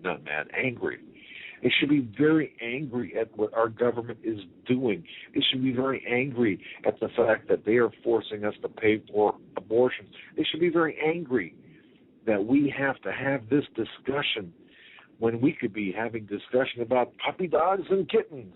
I'm being facetious there. But do you know what I mean? That we are being forced into a position by this mindset of this element of this government that has percolated below the surface. I got an email 2 or 3 days ago from someone who said, "Oh, you're crazy, Bill Ayers and Bernadine Dorn. They've got nothing to do with anything. They've been relegated to the dustbins of history." No. That mindset that was active as the very people back in the 1960s. These are the very people who are running this country here today. People need to understand this. So you're doggone right. We have the right to be angry. And now when you have, but see, it's one thing to be angry behind a keyboard and the veil of anonymity provided to you by the internet. But how many of you angry keyboard warriors will get out, will push away from your desk, and to go up on national television and say, "Yeah, you go ahead, you try to do this, pal. Yeah, bud, you try to do this, and you will have 1776 on your hands again." See, a lot of people, that's what's in their hearts, in their minds, and that's what they are angry because we have been pushed into this position. So don't tell me just because of the delivery, the message was slaughtered in that respect. I understand all angles of the argument. And if anybody looks at one person and says, well, because he was looked crazy, it made gun owners look bad, that's them. They're stereotyping people. Yeah, and look, and you understand it, I understand it, we all understand it. We're all big people here listening to this. But there is a time for anger, righteous indignation, righteous anger. And those of you listening who are not righteously angered by what the position our government has placed us in, then I have to say you haven't been paying attention, because we have the right, and I would even dare say the duty, to be angry at the people who have forced us into this position, to be angry at the Bloombergs who say, you know what, you only get 16 ounces of soda in that's the only thing you're allowed to buy. They've got their fingers, their hands, their fists down our throats and into our lives and into every part of our society. And how far? And if you're not angry at the TSA for fondling and sexually assaulting your mother, your wife, your daughter, yourself, and you're a guy standing there and saying, well, it's for the sake of security. Okay, I cannot think of a more, and if you're a proud metrosexual, whatever that means, then you know what? You don't have the guts. I dare say, if you stand there and you would watch someone sexually assault, because that by definition, that's what it is. See, that's the thing. The anger in this country, the level of anger, and don't tell me that it doesn't exist, because you go to gun shops, there's not only anger, but there's fear. And fear breeds anger and feeds off anger, and anger feeds off fear. And this is exactly what this government has pushed us to. Why do you think you can't buy a bullet for an AR-15 or an AK-47? You think it's because all of a sudden everyone's taken up elk hunting? I don't think so. It's because they know, and we know as Christians, and we know as humans, we know as intellectual beings in our hearts and in our minds, that there is something bad coming down the pike. And it's because of this, of the leaders that we put in there. And and how many of you on a Sunday morning or whatever, you're watching television, you're watching the Sunday morning news programs, or whenever you're watching the news programs, and you see Speaker Bonnier up there folding like a cheap lawn chair with respect to the debt. Okay, and you're not angry. Oh, you are angry. Yet you've got the audacity. You have got the audacity to say, well, I would be a little bit more, I'd have more decorum. Well, perhaps, maybe the decorum should have been there. Maybe, but you know what? It is what it is. It's not about Alex Jones. It's not about Doug Hagmann. It's not about Joe Hagmann. It's not about John Smith. It's not even about Piers Morgan. You know what it is? It's about our rights as human beings, the rights that God gave us, and the rights that were enumerated by the Constitution.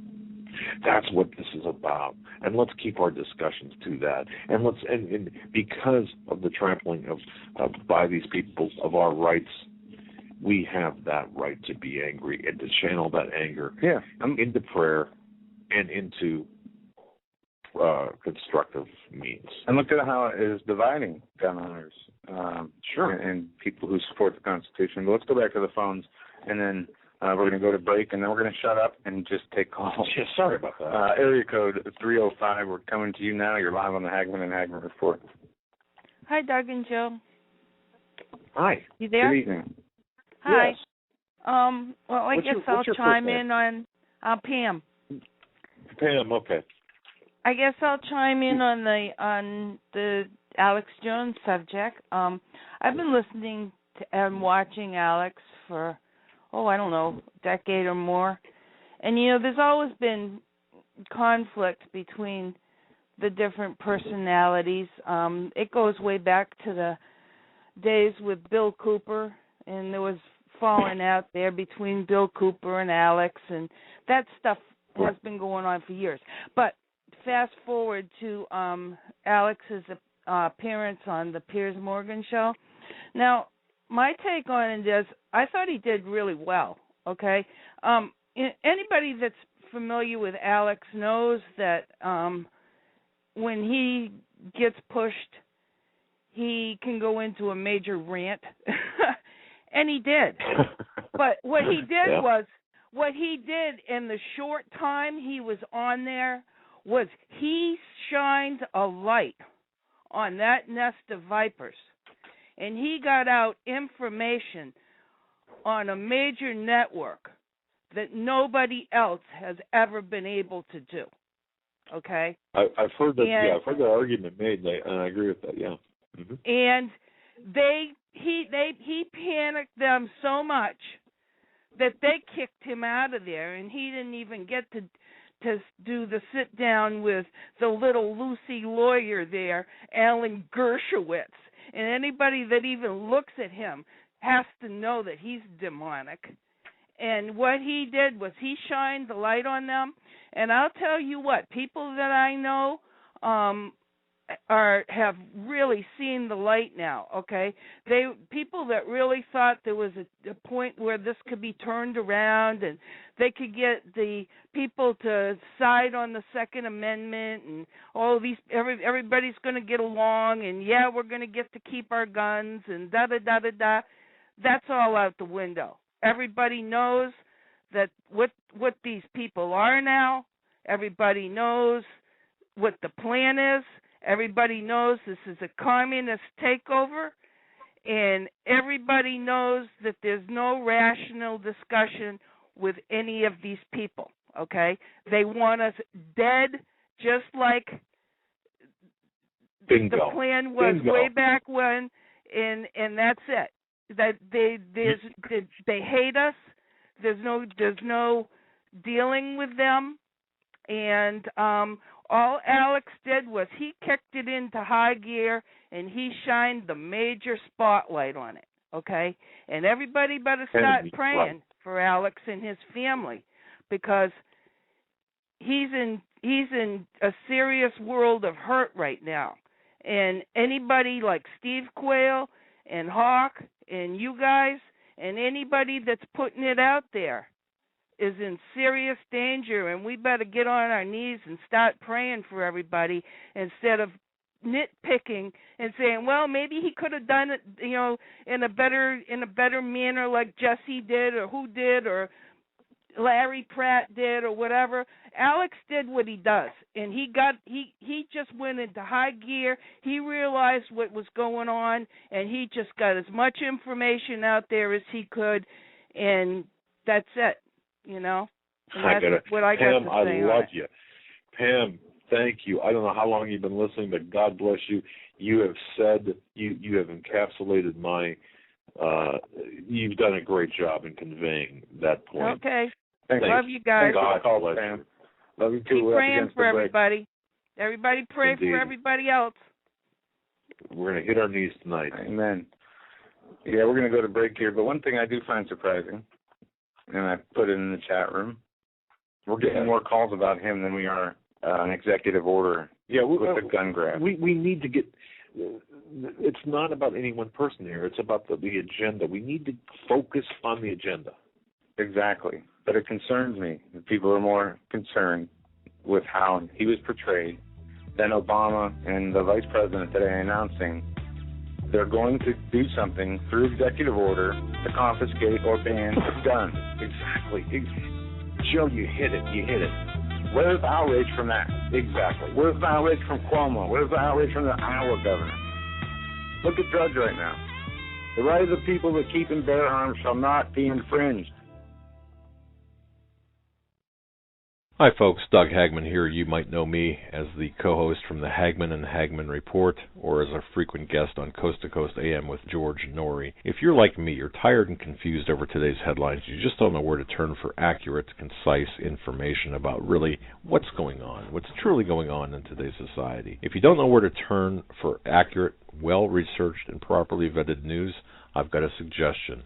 In fact, it's a requirement. Bookmark Canada Free Press. That's CanadaFreePress.com on the internet.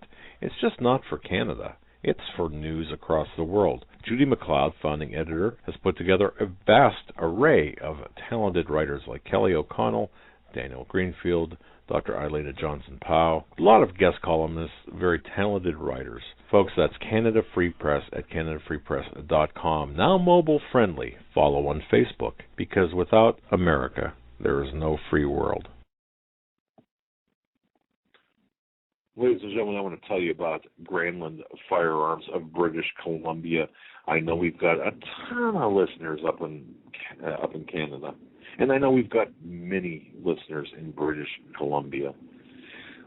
Granland Firearms of British Columbia, it's a hunter's paradise. Carl Granland, the owner, has been in business for over 20 years in Campbell River, British Columbia, Canada. Folks, you've got to go to their website, GranlandFirearms.com. That's GRANLUND firearms.com. Or just go to HomelandSecurityUS.com, click on the icon on the right-hand side of our page, and go visit the page. Look at some of the photographs. What a beautiful array of photographs. But even more importantly, look at the inventory that they have. They provide all kinds of supplies, gears for hunters, including new and used rifles, shotguns, all kinds of brands. I mean, Ruger, Mossberg, Barlin, Browning, Weatherby, Remington, and so on. They've got a full line of pellet guns, ammunition, reloading supplies, clothing, scopes, binoculars, anything that the hunter might need. And you know what? I would visit Canada. If I were a hunter going on a hunting trip, that's where I'd go. I'd be going up there in the Pacific Northwest, British Columbia, in that area. And I'll tell you, the first person I'd grab a hold of, or even before I went, I'd be talking to Carl Granland. Carl and his wife are great people.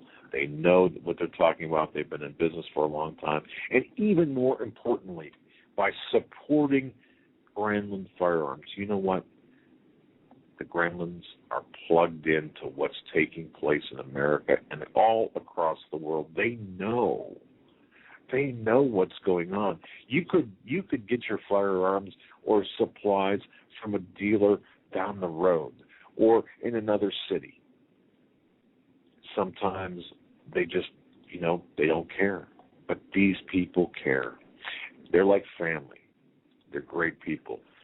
Just go to HomelandSecurityUS.com. Click on the icon or the small ad there for GranlandFirearms.com. Pay the website a visit. Sign their guest book. Tell them you heard this on the Hagmann and Hagmann Report. And if you have any needs, especially if you're in Canada, and especially if you're in British Columbia, give them a call. And by the way, they've got there's a book, I'll tell you. It's called Tree Beyond the River, 2nd edition. It's contains news stories and photographs, pictures. Holy cow! It's about cougar hunting on Vancouver Island. It's by Carl Granlund. You've got to take a look at this book.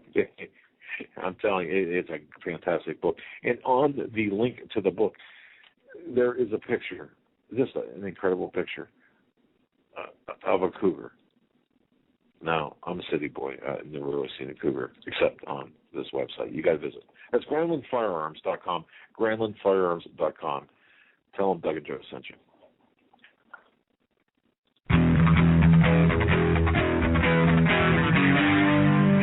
Doug Hagmann. One guy that doesn't need a bullhorn to get your attention. You want answers. I want the truth. You can't handle the truth.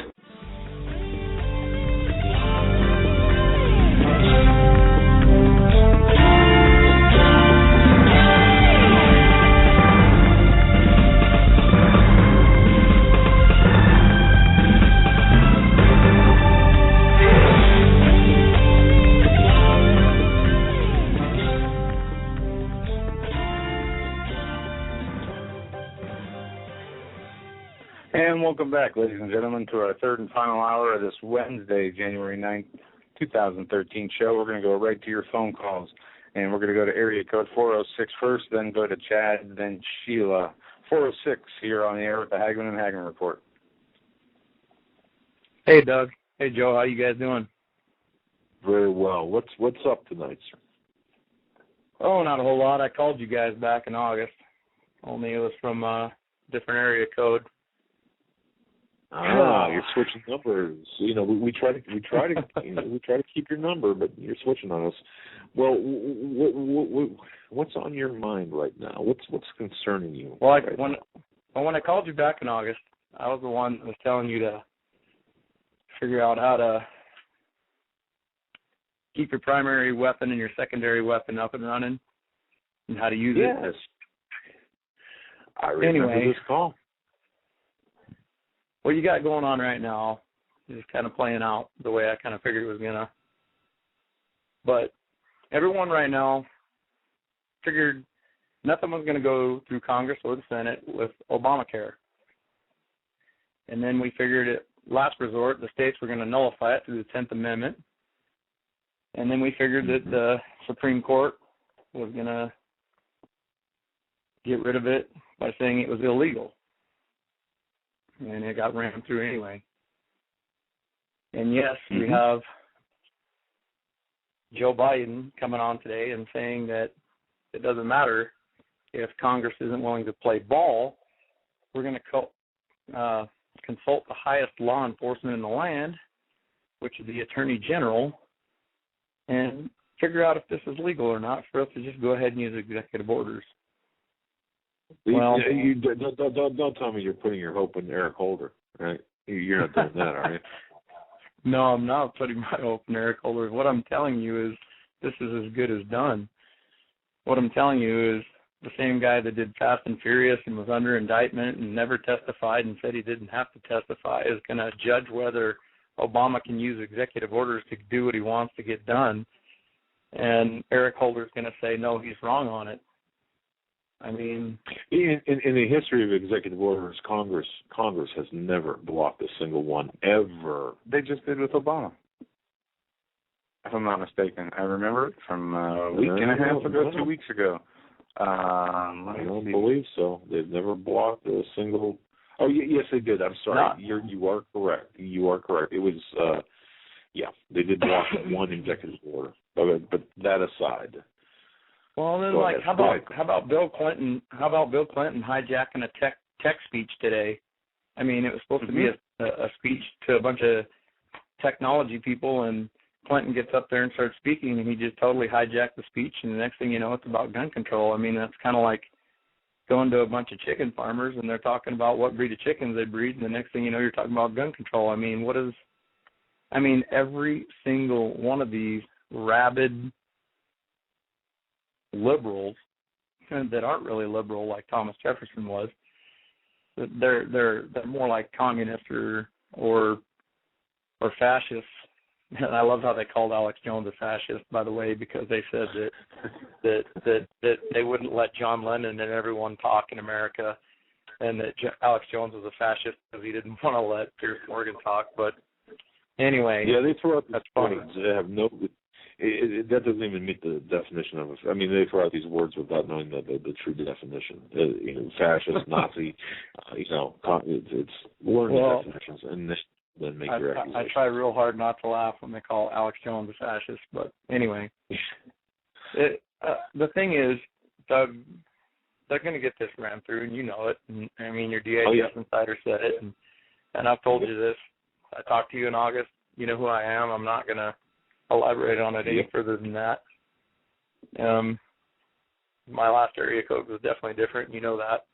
But we know who you are, and we also know what you had for supper tonight. I'm just kidding. Just go ahead. But what I think is going to happen, I don't know. I think they're really, really getting afraid of the Marine Corps. These guys are really starting to step forward. Go on, Oath Keepers. Read what Stuart Rhodes wrote. I mean, I think you really should do a night one night and just ask for military callers. I mean, Alex does it sometimes, but I think you probably got more people listening than you think. See how many you get. I mean, just say I'd like to get military callers. If the board don't light up, then I guess maybe you'll have to skip it. But you got a lot of Marines stepping forward. That's a good idea. I mean, you got a lot of Marines stepping forward. It's good to know that during executive orders, who's going to follow unconstitutional orders, in my opinion? I mean, I know a lot of my guys ain't. I know that the guys I've been with and been around, and they're just not going to do it.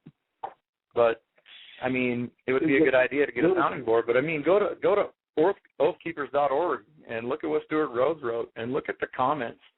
And I mean, they're trying to say that America's switching positions on gun control. I've been on CNN's boards. I've been on ABC's boards. I've been on all these boards, and I read the article may be negative against guns, but then I read what people write positive toward guns. Yeah.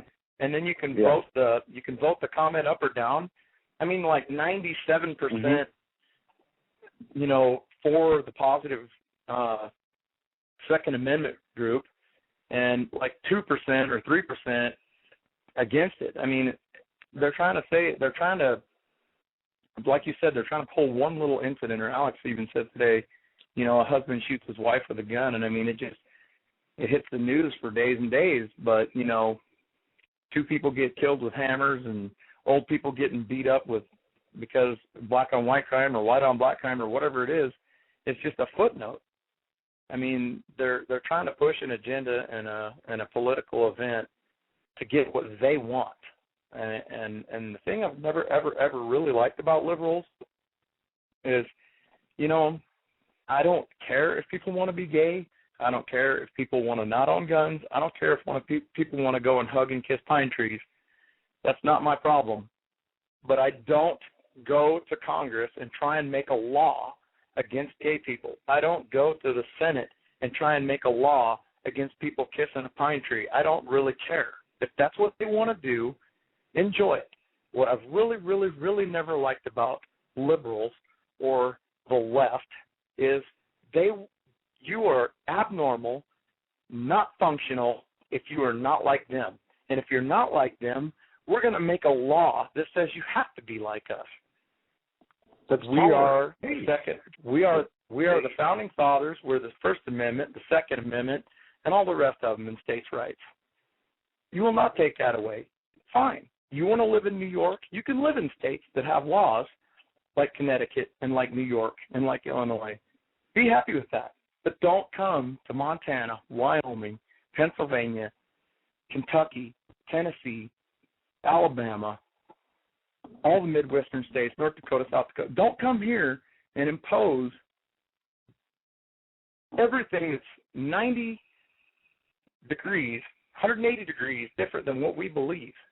Do not come here when we only have one congressman because our population is so low. And none of us believe in what you believe in on the East Coast and the West Coast.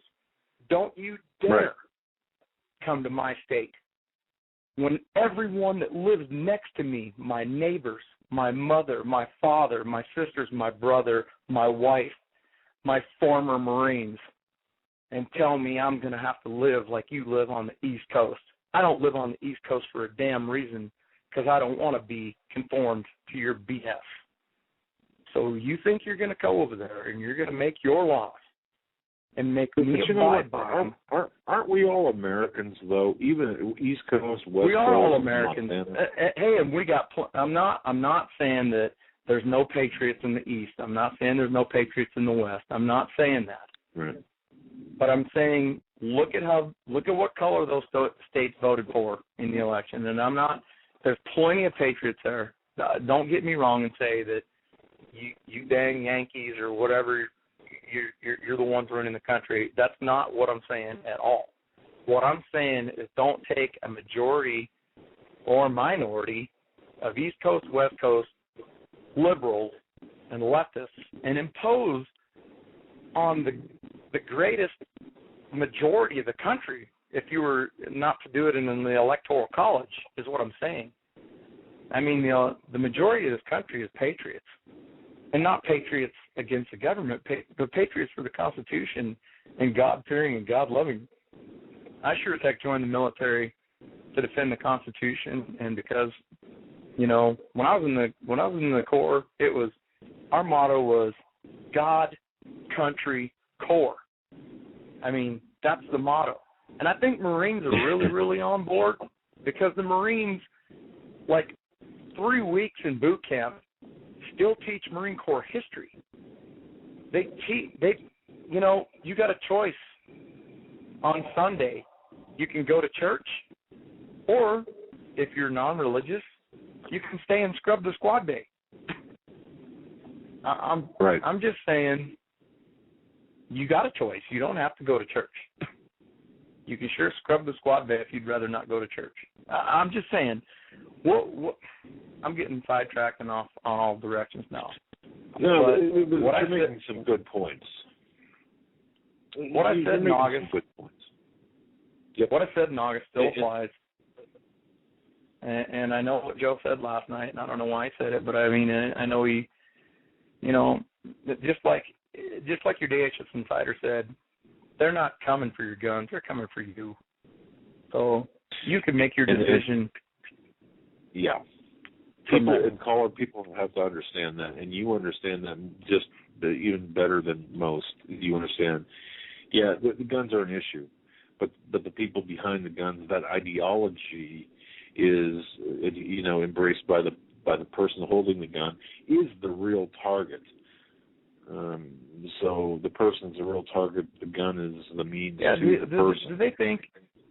I mean, they already know, Doug, that they're going to show up, and if you're going to try and comply and play nice, they're going to be like, well, I sold, all those ARs I had, I sold those in a yard sale, and that semi-automatic pistol, I sold that at a gun show to Joe Smith. It doesn't matter. They already know your ideology. That's what they're after. I mean, it's to the point now. I mean, executive orders, you're gonna have to. You need to hear from military, and I would really like for you to get Stuart Rhodes on. I mean, you need to go to gunownersofamerica.org and read what Stuart Rhodes wrote and the oath that he's wanting other people to sign on with him. It's just, Alex says it too, we're going to either have to stand together or hang separate. I mean, it's just to that point that they've picked the one single thing that conservatives are going to polarize over and not give any ground. I mean, it's. I've told people before, I'm not going to go into the whole thing I went into in August, but people need to get themselves prepared for whatever they're going to do, and they need to get right with God, and they need to. My best advice is pick a good Marine, or pick someone that they know that was in the Army, and I'm not leaving Air Force and the Navy out. I mean, they've got some good training too, but I'm saying it's a good idea to, talk to some medics, talked to some guys that were firearms instructors, talked to some guys that know Constitution. That's the big thing I like about Stuart Rhodes. Not only was in the Army, not only was he airborne, he was also, went to a prestigious Ivy League school, and he was on Ron Paul's campaign, and I mean, he knows what he's talking about, and constitutional law is his thing. I mean, what we really, really, really have going on is the media hammering and hammering and hammering that the Second Amendment was meant for hunting and sporting and for home defense, when that was not what the Second Amendment was all about. If you remember, it was the militia, and it was to fight against a tyrannical government or a government that got out of control. But the media keeps saying, what do you need an AR-15 or an M4 to go hunting for? Do you need an M4 to go duck hunting? Well, what they're really doing is brainwashing the living heck out of the public that the Second Amendment was designed for people to go hunting, and it's really not even close to what it was even about. Anyway, I'm preaching to the choir on a lot of this, but as far as an executive order goes and what Joe was talking about earlier, the executive orders, I mean, they're just, I mean, he went into Egypt with executive orders in the United Nations.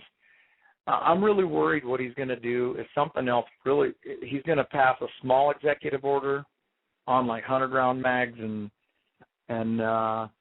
say, I don't know what else, but something small, and then some other really bad incident's going to happen, and then he's going to go, well, I need to go all the way with these executive orders, and let's just, I don't know. I read another article that really, really made a lot of sense to me, that the 1968 gun bill that passed after Kennedy, how they made fully automatic weapons and mail-order weapons illegal, and they classified certain weapons as Class 3, and you had to buy a license and all this.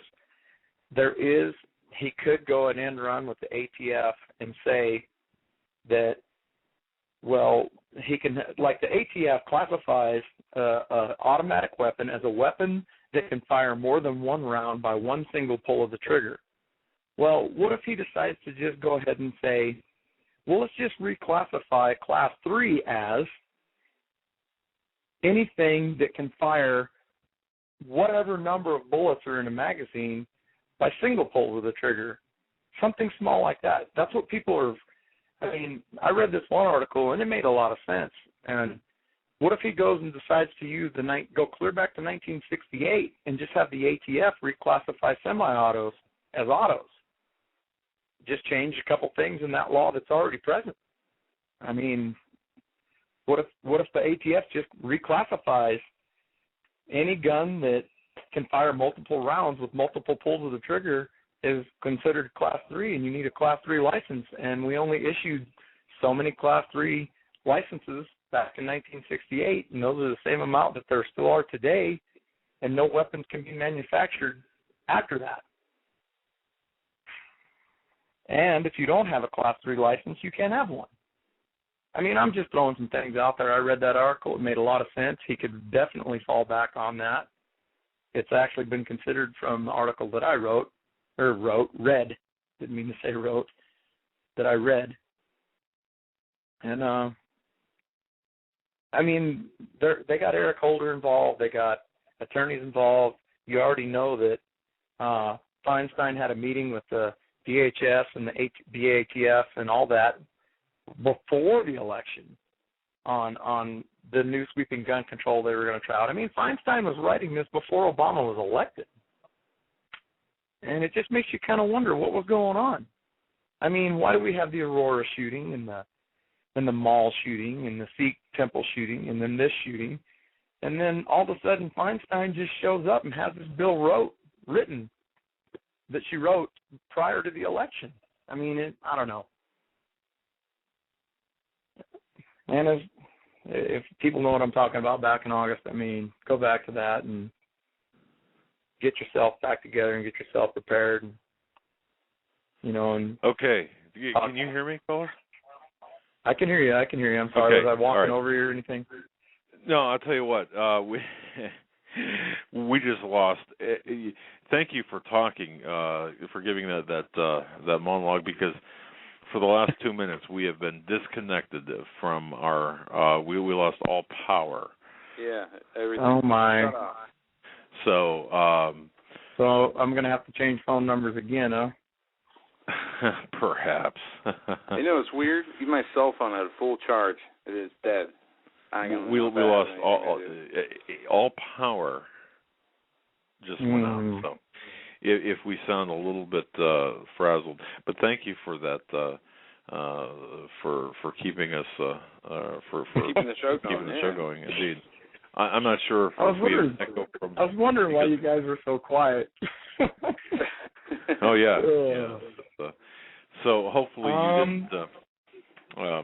You might have to host the show, but no.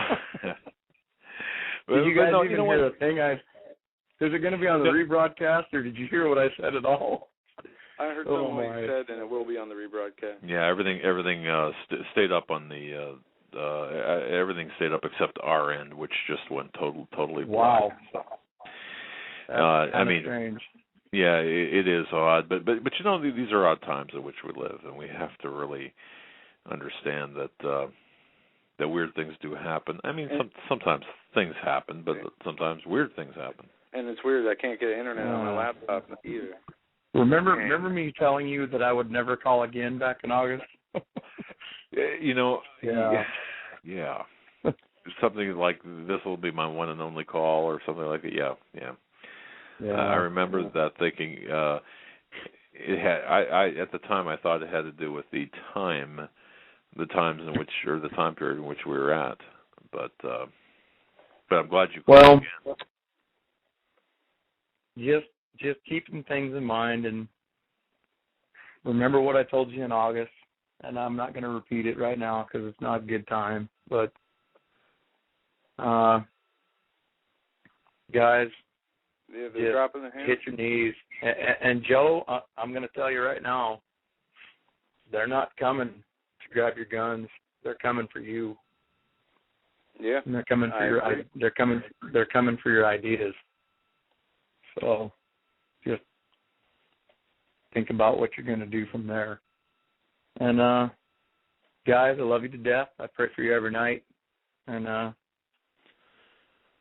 a lot of things going on, and I mean, I've done some things in my life, and it's I've never had this much nervousness about me. So, anyways, people feel how palpable. I mean, it's the fear, the anxiety. This is palpable, and it's an amazing time in which we live. But God bless you, my friend, and definitely keep in touch, because I think we're going to need that over the in the short term, and even in the interim. We're going to need your wise words and your observations, especially. Definitely keep in touch, my friend. Well, may God bless you. God bless you as well. And you guys have a good night, and I'll quit taking up all your callers' time. Thanks so much. Good night. Good night. Semper Fi, God. Semper Fi. All right, we're going to move on to Chad and then Sheila. Chad, you're live on the Hagmann and Hagmann Report. I don't know what microphone to talk in to. How you doing, guys? Okay. Confused, but fine. Good. What's up? Hey, I actually called you. I know, Doug, that you've been recently just trying to educate yourself on the symbolism and the masonry stuff and the rabbit hole that leads you down, and how overwhelming I know you probably feel about that. But I wanted you to listen to Biden's speech again. Joe, you probably still got that on cue, right? Oh, maybe you don't now. Yeah, no, I do. We do. Okay, I want you to listen to the double speak of that speech. The we that he says and the they are not the assumed parties being referred to. Anybody who listens to that speech thinks that he's talking to us. but the we and the they are not the focus of what he is saying. So it's a double speak. He's saying two things with only saying one sentence. So listen to that again, and listen to who he says the we and the they are from his perspective or from the Masonic perspective. Go ahead. Let's bring this up again. It's a short clip. 23 seconds. 23 seconds. Let's bring this up again. The president is going to act, or executive orders, executive action that can be taken. We haven't decided what that is yet, but we're compiling it all with help of the Attorney General and all the rest of the cabinet members, as well as legislative action we believe is required. So I appreciate you very much being here. Okay, I didn't catch a they in there. I got the we, but not the they. Right. What he's saying is that we will take care of it. It's supposed to sound reassuring, but the we he is speaking about and the reassurance he is giving is to the like-minded brethren of their orders. Caller, really, that's an interesting point because you had characterized my research into symbolism and numerology and such. It's deeper than that. It's identifying who is behind the shadows, who is behind the curtain, and that does include, the symbolism and that's part of it, but not all of it. And you're right when you say that. Now, when I hear that again, I think I can understand where you're headed with this. The we part, anyway. Yeah, it's just a double speak. It's a common practice for those who are higher up in the order to say two different things with one sentence. So when you got to pay attention when they don't identify who the we and the they are. You can't assume who the speaker is speaking of. You can't make the assumption of who the we and the they are when they are not readily identified. Good point. Yeah, exactly. And that we is very important. Yeah. I just posted a link in the conference there. I don't know if you have ever gone back to 2008 or 2009, Steve Quayle's interview with David Flynn. Yes. Okay. It's been a while. Yeah, I posted that link in there, and those two interviews are key. Those are to again go back. If you haven't listened to them when it comes to educating yourself or anybody else who doesn't understand the numbers and the importance of them. In the timing of things, you have to understand.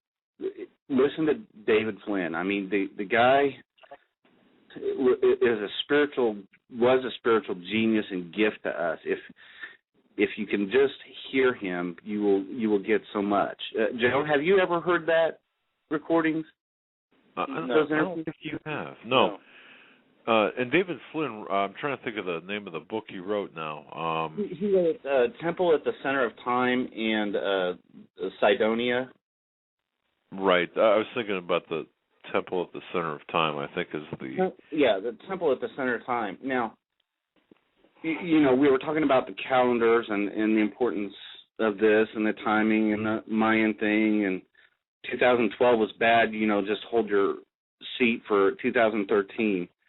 And I don't know how much maybe our listeners know more, but anybody else just tuning in, we operate on a Gregorian calendar, right? Correct. Do you know what Gregorian means? Gregory? Go ahead. Watcher. Okay. The Watchers. Right. The Watchers are the group of the angels who decided to come down to Mount Hermon in the Genesis 6, as Rob Skiba calls it, the Genesis 6 experiment. Okay? That's correct.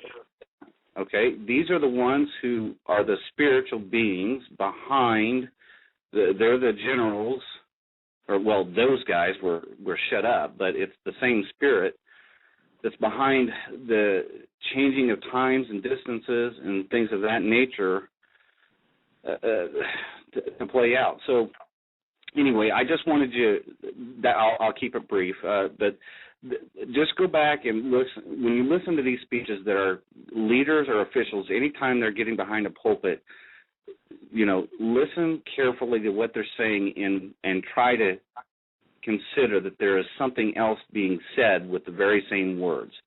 Who the we and the they are identified. When they don't readily identify them, pay attention, because they're playing on an assumption that you have, that we are the ones who are being spoken to. Very well said. Very well said. And don't forget the difference, and we can go back and compare, the Babylonian calendar versus the Gregorian calendar, and the significance behind that. Right. So when you line up the 1776, for instance, this will be just an easy, brief one, okay? Yeah. The Greek word, okay. Hebrew and Greek letters are also the numeric system, okay? They each have numbers associated with them. Correct. Okay? All right. Yep. So the Greek letters, if you spelled out Jesus, the numeric value of this is 888. In Hebrew? Okay. From the in Hebrew? Greek. In Greek. Or in Greek, okay. In Greek, 888. That's the numerical value of his name. Now, they had in purpose the purpose for the founding of this nation, their coming of the Messiah, or the second coming, what would be referred to as the second coming. 888 times 2 is what? Hold on, caller, we're losing you. You're getting cut off. His numerical value is 888. The second coming, if you take that times 2, you get what number? 888 times 2. 888 times 2. Now you're I don't know if you're talking on a cell phone or Skype, but it's a little choppy there. But go ahead. It's a cell phone. 1776.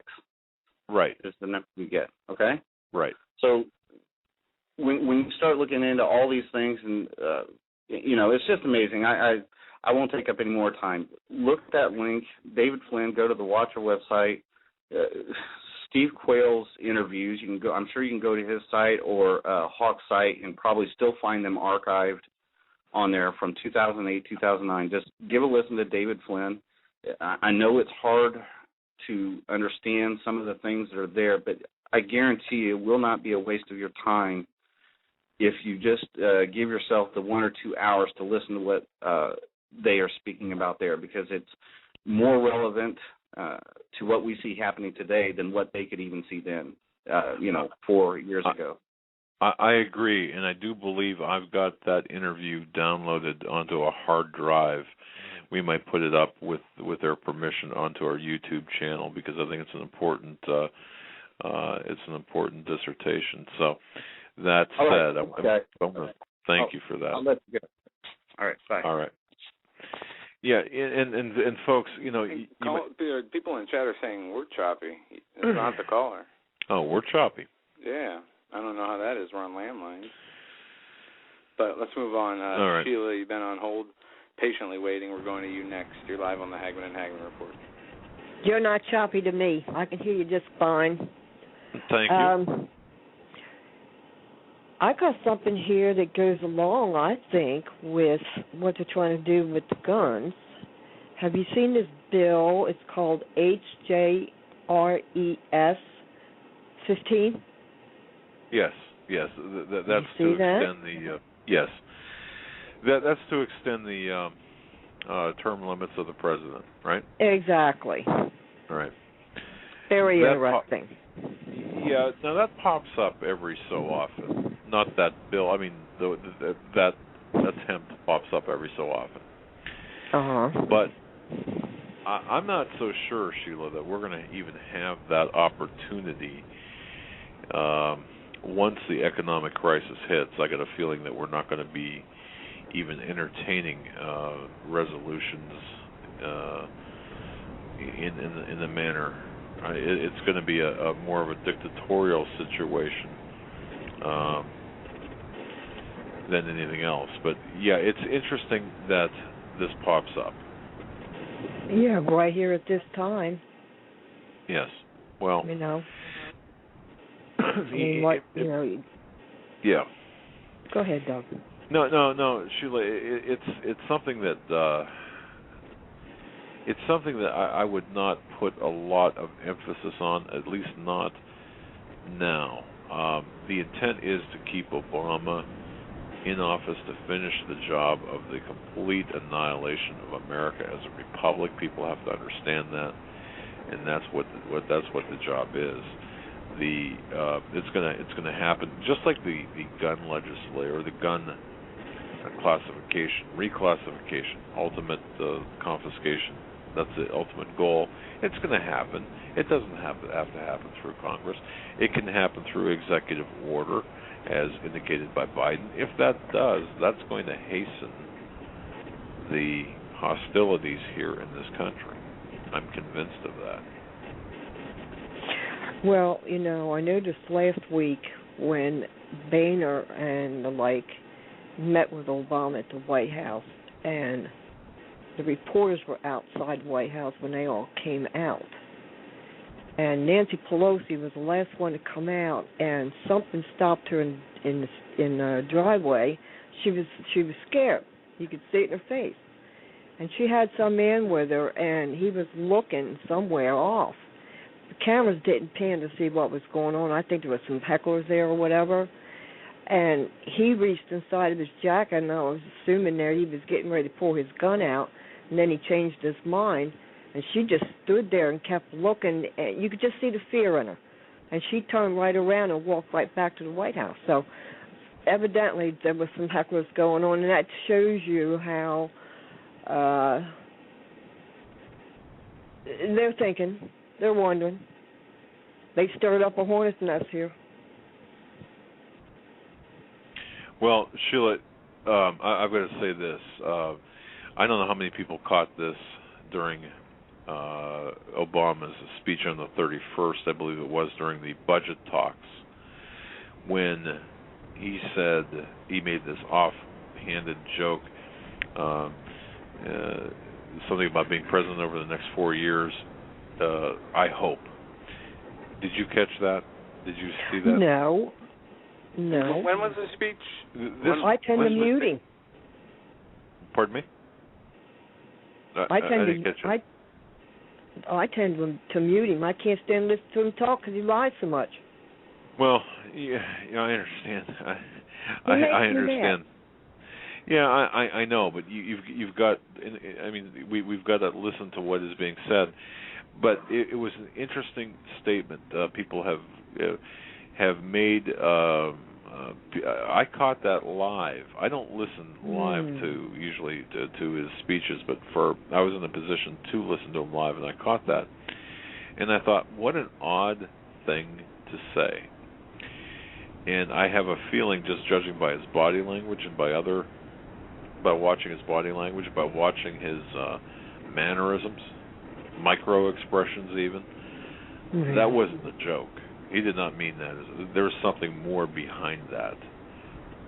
No. And I don't want to go where I was going to go, so I'll just leave it at that.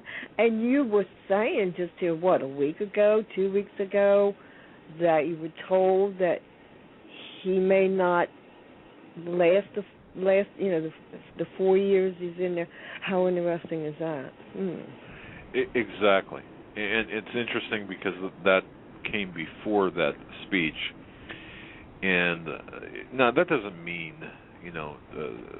something bad happened, or, the termination, or it doesn't mean his death, is what I'm trying to say.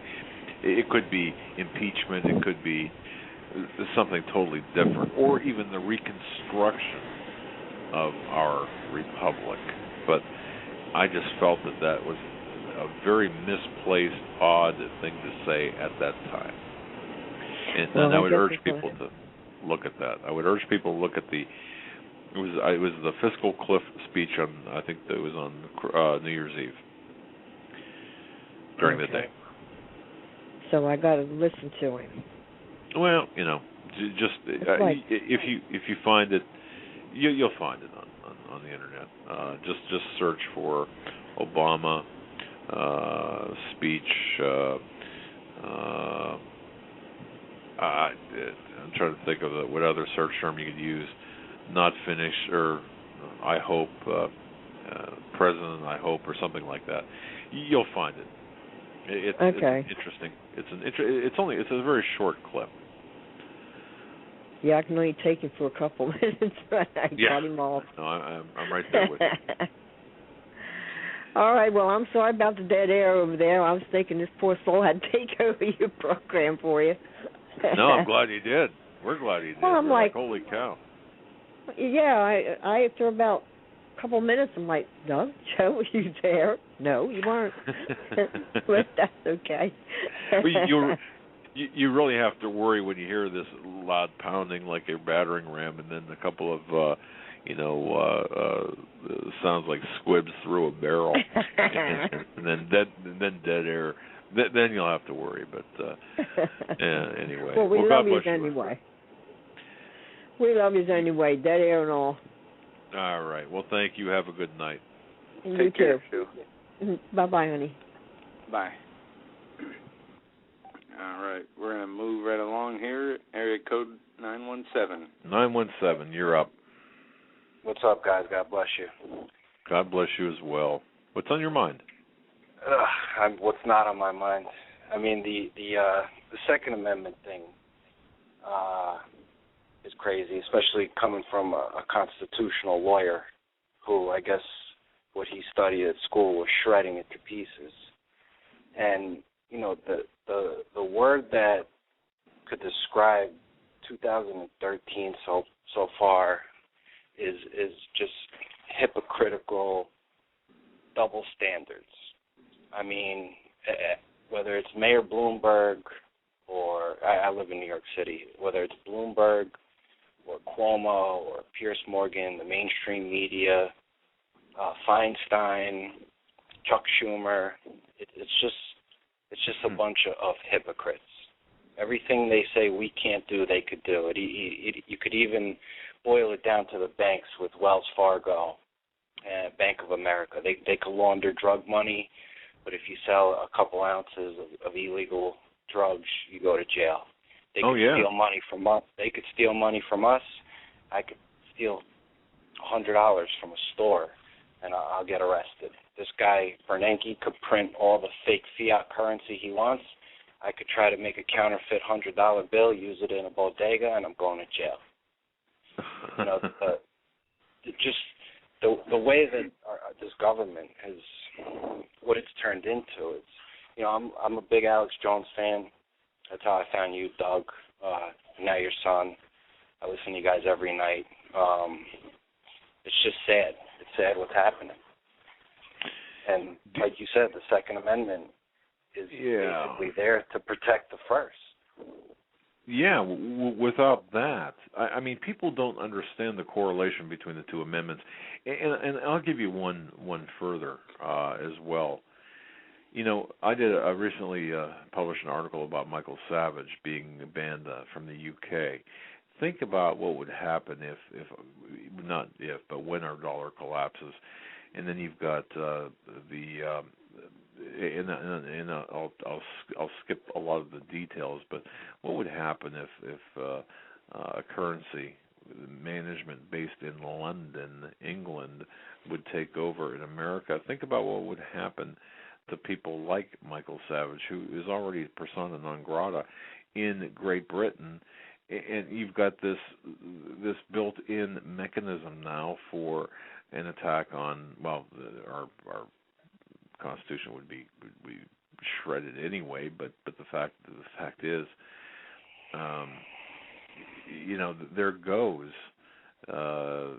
We would all be Michael Savages at this point. And people don't understand how deep and how reflective that situation is, and how much that could, because our government can't protect Michael Savage, they're not going to protect us either. I know. And they couldn't even get one of our Marines out of prison in Mexico. It's like, you let them into our country and they don't let us out of their jails. You know, it makes no sense. And when you look at the Constitution, you know, the Fourth Amendment really, even though it's still there, I live in New York, unfortunately, with these stupid stop and frisks, which are completely unconstitutional. Have you been stopped and frisked? I've been stopped and frisked, and I'm Italian. I'm a white male living in the city, and I've been stopped and frisked for no reason, and I've even had my apartment illegally raided by 8 undercover detectives for no reason. And they put my court date 90 days after I was falsely arrested so that I couldn't file a civil suit, and the judge threw the case out right away. What were the charges, if I can ask? I had no charges. They say that they found a substance that looked like something, which it wasn't. But they were looking for guns, and I'm like, I live in the city. I can't even get a hunting rifle possession permit here. You know, that's another thing with this gun control. It's like I hear all these liberals. I'm politically agnostic. If anything, I would want Ron Paul to be president. I just believe in the Constitution and less government. Right. And, you know, this country, what it's turned into, and you hear all these liberals, oh, you don't need this, you don't need that. They don't even know the proper definition of what a semi-automatic weapon is. You know, my little sister, she lives upstate. If 3 guys broke into her house and 2 of those guys could take 3 bullets each, she's still going to be screwed with the 3rd guy because she's only 4 feet tall. So it's like they don't understand that it's here to protect you. And the war on guns would be just as successful as the war on drugs and the Federal Reserve, only letting the criminals get their hands on it. I mean, look at Chicago, look at New York City. Who has guns here? It's the criminals and it's the police, who some of them might be criminals. We can't protect ourselves here. And it's bittersweet. My rent is cheap. It's close to where I work, but like I'm trying to get out of here just because I know either the Treasury bubble is going to pop. I just know this is a designed artificial implosion of our economy, and it's all tying together with the gun control and just all the craziness that's going on, whether it's the DHS, the NSA. It's stressful. You know, most people, I saw on Drudge today that 81% of New Yorkers voted for Obama, and I find that hard to believe unless it was everybody on welfare. I don't believe what the tally on the vote says, because it's not who votes that counts. It's who counts the votes. You got that right. Yeah, I don't believe the polls or the numbers from this election. I don't. In fact, I don't. I told Rick Wiles I don't believe we've had an honest election for a while. For the last few elections, I don't believe they've been honest. And just like Alex Jones told Pierce, he's a hatchet for the New World Order. So are the people running this country. Everybody with the fiscal cliff is, oh, Boehner needs to grow a sack. He's in it too. There's very few. I mean, look at all the senators. 81 senators in Congress voted for the NDAA. What real hardcore American in their right mind would vote for something like that? It makes no sense. And it's scary. This world that we live in is scary. You're exactly right. But you just said something that made me reminded me of something. And folks, I want to toss this out to you. This caller just said something. He said that Alex Jones called Piers Morgan a hatchet man for the New World Order. Okay, now, for all of the criticism against Alex Jones that I've heard and that you've heard, who came after Jones to be interviewed? Sheriff Joe Arpaio. Do you remember anything Arpaio said? Probably not. But you remember that this caller, you remembered Jones successfully got it out, a hatchet man for the New World Order. Isn't that interesting? And he mentioned the DHS purchasing the 1.6 billion bullets. And he mentioned, democide, and he mentioned Operation Gladio. And I knew they were going to try to make him out to be a conspiracy theory, bringing up 9/11. I knew that was coming. Yeah. And they flipped his words around to demonize him. And what I'm worried about, I'm sorry, go ahead. No, go ahead. They did. I agree. Well, I mean, I love AJ. I listen to his show. I listen to all you guys. I try to get as much information as possible. And the only thing, I was happy that he actually, I don't watch the mainstream media because I don't believe in that sort of propaganda. I mean, CNN, Piers Morgan has 550,000 viewers every night. That's nothing. Worst ratings on CNN in 21 years. They're going to move his time slot. He's nothing. Alex Jones has a much bigger audience. But what worries me is that they're going to try to make people, and it's already in the Army manuals about whether you're a Christian, a constitutionalist, a Ron Paul supporter, you're anti-war, you're anti-abortion. They label all these things as a threat domestically, and it's just all coming together. And once the second goes, that's it. I mean, there's only two things that are going to happen with this country. Which are? Is either going to be a civil war, which I hope does not happen because we don't need that. Right. Or it's going to be similar to what happened to Jewish people. I mean, why do they have these camps? Why did they purchase so many rounds of ammunition? Was it so that people couldn't buy it, so that they could corner the market? Was it to make it so expensive? Who knows? They probably have an inside track to ammunition selling, and they're probably profiting off of this. Who knows with these people? They're so evil. And Satan rules the world. God rules the universe. And it's hard to get people to understand that these guys they're devil. They're evil. They don't care about us. Why would I understand 20 kids were murdered, so we think. I mean, I haven't seen any proof. Security footage. I don't know if you guys know, but did you see the picture that the attorney for James Holmes was actually a mother of one of the victims? Did you guys see that? Yeah, I saw it. I couldn't tell. I mean, that the two fathers were involved in the LIBOR scandal, the Bushmaster in the trunk, the medical examiner, I think it's come out that job.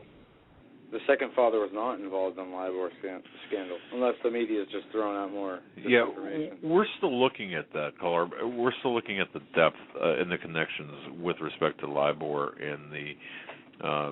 I'm not sure his position would give rise or give. I'm not sure his position if there's any merit to that claim, but we're still looking into that. Pastor Langford, by the way, has done a marvelous job of raising some questions, very legitimate questions, as well. But we're looking at this shooting. There are so many inconsistencies here, and isn't it convenient? Yeah, there is, and like we're not going. By the way, we would be doing our listeners a disservice if we did not ask these questions and if we didn't look into this, even though it is a touchy subject because, children allegedly have perished and tragically.